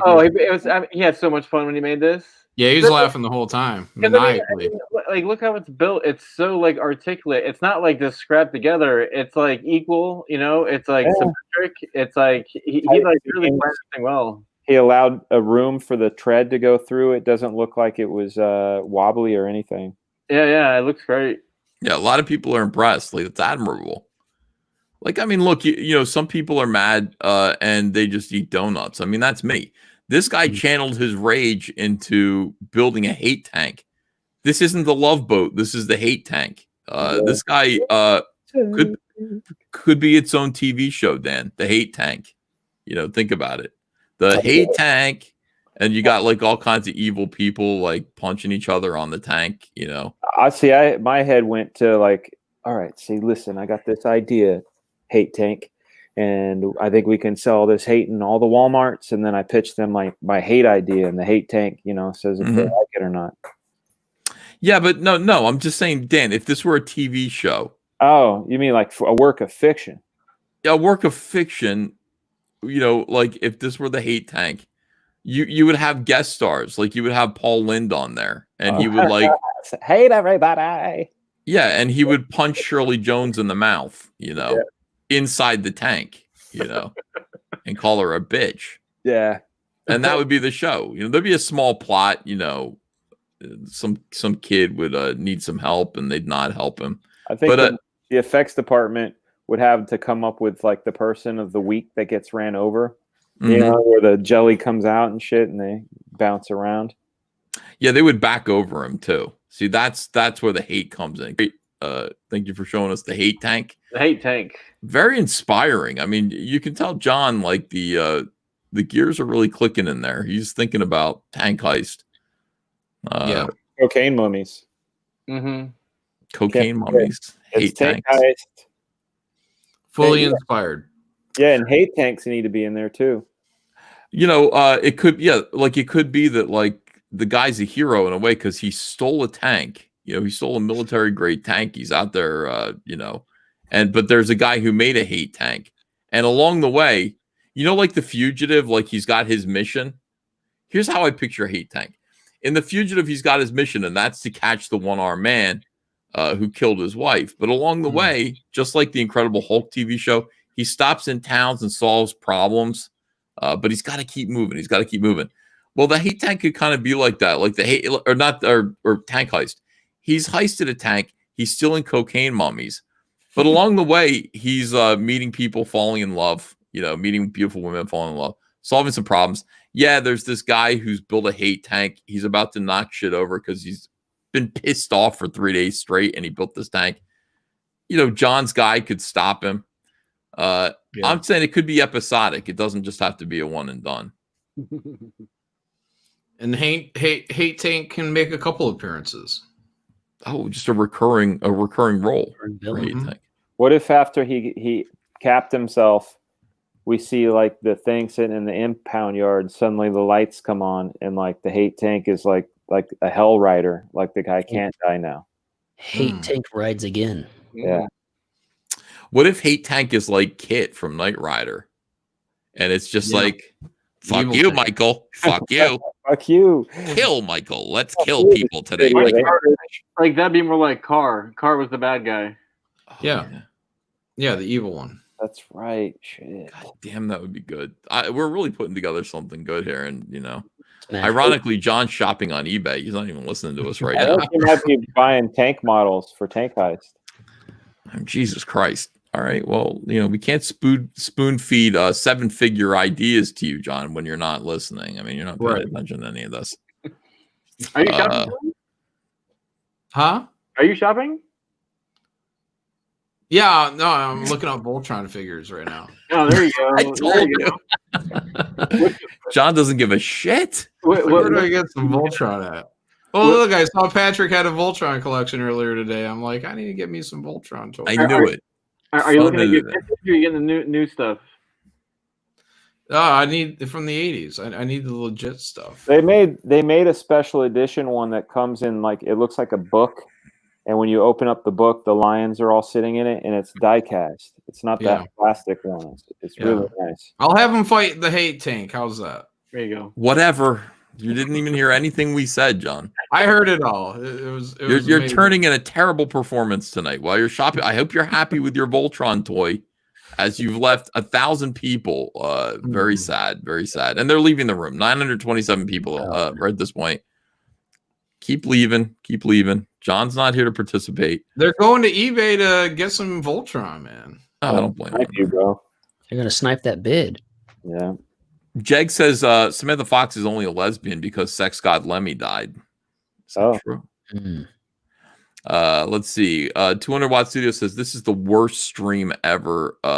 Probably the worst one since your I Love Lucy stream. Thank you very much. That was a good one. My I Love Lucy stream was legendarily bad. It was so bad that it pissed off the Andon couple. Like the Andon family, remember when they totally went and it became Blitzkrieg because this British couple was screaming at me every day. They were mostly angry over the fact that I did a I Love Lucy stream and was telling you, wasting people's time, telling them obscure trivia about I Love Lucy. People were like, we don't give a shit. I said, well, awesome. Yeah, let me help you to give a shit. And they didn't. They didn't care. So, they pulled Michael John Malin. Yeah, John Malin's here again, mailing it in. Shit. Yeah. All right. Michael Bancroft says, thanks so much for the shout out, EVS. New cartoon is so close to being finished. Can't wait to share it. Yeah. Hail, Comicsgate. Amateur Ant says, I am pretty drunk. LOL. All right. Well, that's the best way to Flattering go yourself. Flip it off, lady. When he says I'm pretty drunk, does he mean I'm pretty drunk? Like I'm attractive when I'm drunk? Mm-hmm. I'm pretty drunk. I feel that way too when I'm drunk. I'm like, boy, I'm a lot sexier than I thought I was sober. You know, I'm glad alcohol opened my eyes to my own, Inner beauty. Yeah, outer beauty. Outer. Who cares about inner beauty? I got that all day long. I have shouter beauty when I get really drunk. Just fucking yell at people. Paul Smith says wild turkey bourbon. You're drinking that wild turkey. Wild Turkey 101 is awesome because it's high octane, dude. It's got extra oomph to it. Wild Turkey 101. Tejas Ranger said "fuck you," but then retracted the message. But he gave me $5 to say it, so thank you. Blaze87 says Eric will be back right. No, Eric will BBR. Go another month. Need more time. Battlebrick Road. Yes. Battlebrick Road. Oh, I'm sorry. Fuck. Yes. Big breasted roosters. Yeah, I didn't know. I thought he was telling Eric to do something. Okay, the question is, Eric, a comma would help. Eric, comma, will Battlebrick Road go another month? I need more time. And the answer is yes, it will. Excellent. Yes. Akiram says, make an articulated Preston Polton action figure. You only need one joint to make it bend over. It's not really that necessary. Let's see. Mr. Wonderful says, on a mummy boner related note, my granddad took a Viagra just before he passed. Took 2 weeks to get the coffin lid on. That's fucked up. Rizzy Lee says, hail war campaign. Amateur Ant says, Patrick, EVS is horny for you. Says Amateur Ant. What the how drunk are you, bitch? Jack Stafford says, Farrah Fawcett Majors is better than Jacqueline Smith, is better than Kate Jackson. Yeah. Yes. Oh, 100%. You follow that? The Charlie's Angels? Yeah, that was the 3 Charlie's Angels, and Farrah Fawcett wins, dude. Hell yeah. None of them. The answer is none of them were hot. Oh, dude. I mean, I was a Linda Carter guy, but my brother had the Farrah Fawcett, lights are on poster with a little towel behind her. That was fun to look at. You know what? The 70s women were hideous. Oh, stop it. No, they were, dude. Look, they were. The women were hideous in the Linda 70s. Carter, Linda Carter's a rare exception. You look. Seymour? Come on, man. I know you're obsessed with Jane Seymour. She's She's fine. So stunning, man. Jesus, Ethan is fucking feisty tonight. What? By the way, Christopher John says, hi, Ethan. YouTube MOD, the hate tank. Uh-oh. Hell, Comicsgate. Seems like that'd be dangerous. What I want to say to everyone tonight, boo, Ethan, boo, boo. Oh. Good for you. Oh, good for you. Ethan looked at Susan Day. I did. I wanted to fuck Susan Day when I was a kid. I was little, though. I didn't know any better. Boo, boo, Ethan. All right, on that note. That's 70s women are hot. Oh shit, that's the perfect way to leave a stream. Getting booed off the stage. A little hook. I'll be behind you with the broom. Yeah. Let's see. Dr. Ian Malcolm says, I remember when you were drunk and streaming talking about how beautiful your feet looked. Oh jeez. I have no memory of that. It was probably after a pedicure. Oh yeah. I like the pedicures. Look, I mean, most women don't want to touch your feet, and it's not fair. There's nothing nicer than getting a nice foot rub. You ever get like a foot rub? You ever have you ever have them squirt lotion all over your feet and then just sit there and work their fingers into I'm telling you, I like the little fish, dude. In the pedicurist's office. Yeah, you put your feet in, and they have these little fish that eat all the little tidbits off of your toes, so it's like totally clean. And then You ain't living like Frega. Yeah, What are you talking about? I've never had. If it gets all the little cuticles and all the little bits, and then they do the lotion rub down. Your feet are baby smooth afterwards. I had an Asian woman rubbing my feet while talking to the one next to her about what a dickhead I am, and I know it because they were laughing. You heard ha ha ha pie man. Yeah. Every now an English word would come out, like total asshole. Just piecing it together. But I was getting my feet done. She said, "What color do you like toenail polish do you want?" And I just looked at her like, "Black." What do you mean? Like my soul. Yeah, goth. I'm a gothic American. Sucticon DM says, "Bring on Gene the Dancing Machine." Little gong show there. Aaron Gray is better than Susan Day, says Jack Stafford. I mean, maybe I'd rather make love to Susan Day. Dude, Aaron Gray in the Buck Rogers days. That's what people say, yeah. But I don't know. I'm just not into it. She's too familiar. If you could have sex with anyone from the years 1978 to 1982, who would it be on TV? Because that's a dire period of time. Morgan Fairchild. What about you, Patrick Thomas Parnell? I've got a good answer, and I'm looking it up right now because I was just talking about this today. Believe it or not. I don't blame you for talking about this. What about you, Eric? Linda Carter, though. No, forget Linda Carter. Don't say that. Okay. Something more interesting. I was going to say that. Young Helen Mirren. Oh. They're saying Charo in the chat. Maybe Charo for me. Yeah, I think I would kind of dig that. I think that would be unusual for me. Tanya Roberts. Oh. Are you familiar? No. I have my answer, though. Nancy Reagan. I mean, that's a woman. That is. She is, yeah. Tanya Roberts. Check her out. Tanya Roberts is hot, no doubt about it. But Nancy Reagan was the first lady, and you guys are all shooting low. You guys are aiming low. No. I don't want her calling me, dude. I would get her. If I could have my choice, I would get her like, a couple days after Reagan was shot. It would be a comfort. Well, no, listen here, Dan, don't make that face at me. You don't understand. I would be comforting her with my dong. Now, this happened to Humphrey Bogart, his best friend, Frank Sinatra. Humphrey Bogart is on his deathbed upstairs with cancer, like he's dying. And Frank Sinatra and Lauren Bacall, his wife, all she did was care for him. I love Humphrey Bogart. This is terrible. I'm so young. I married a guy 20 years older than me, and here he is dying. My life is over. And Frank Sinatra fucked her downstairs while Humphrey Bogart was upstairs dying. That's what it takes to console someone, Go the extra mile. Old blue eyes. People are saying Miss Cleo, psychic. Oh, she'd see me coming. I don't know how I feel about that, about Frank Sinatra fucking Humphrey Bogart's wife while he was dying. It's in poor taste. It's in poor taste. You have to really like yourself and nobody else to be able to do that. 200 Watt Studio says 60s women are hot, says Narwhal. Yeah, Narwhal. Amateur Ant says EVS, if I had to deal with your crusty toes, I would laugh like Smiller too. LMAO. My toes are nice. I have great feet, man. Very attractive. I gotta say, if you saw my feet, you would not say ew. You would say, oh, you really do have nice feet.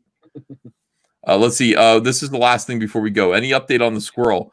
No, but I made the mistake of posting the squirrel on Twitter because, like I said, we had a lot of stuff done today. We had the house pressure washed, and I told the guys, there were like 6 guys that were going to do the gutters and everything like that. I said, I'll tell you something. We got this squirrel who keeps getting into my trash. I said, if you hit that bastard in the face, with that high pressure hose, knock its head off. I'll pay you extra. And they said, now I said that on Twitter, and I got all these people going, don't you do that, and telling me how the squirrel feels. All the squirrel's doing is trying to find food. Don't you dare. If you do it, I'm going to unsubscribe from you. And I mean, I don't care how the squirrel feels. How do I feel when there's McDonald's trash like strewn all over my driveway every morning, and that thing's laughing at my cat in the window? It's a hard knock life. The cat needs to step its game up, man. Yeah, for real. I can't let my cat outside. My cat is not an outdoor cat. Oh, right, the paw thing. Yeah. Digits. Yeah. Matt Becker says, ever seen Dolly Parton in the 60s? Angelic. Yeah, I would have to throw a fucking dead Dolly Parton without question. Give her some of that Dollywood.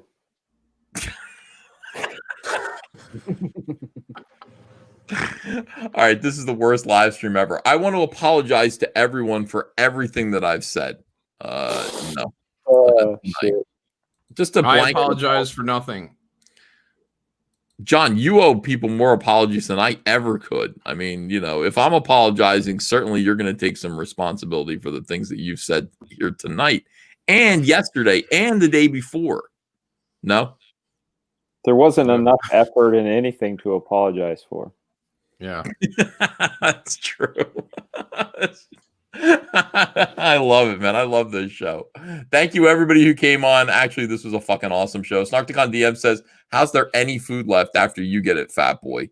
Oof. See, that's the note to end the show on. Love you all. Thank you so much for being here. Thanks for the super chats. Back these comics. Make sure that you're back in those comics. And we'll see you again tomorrow with another video. Adios. Bye.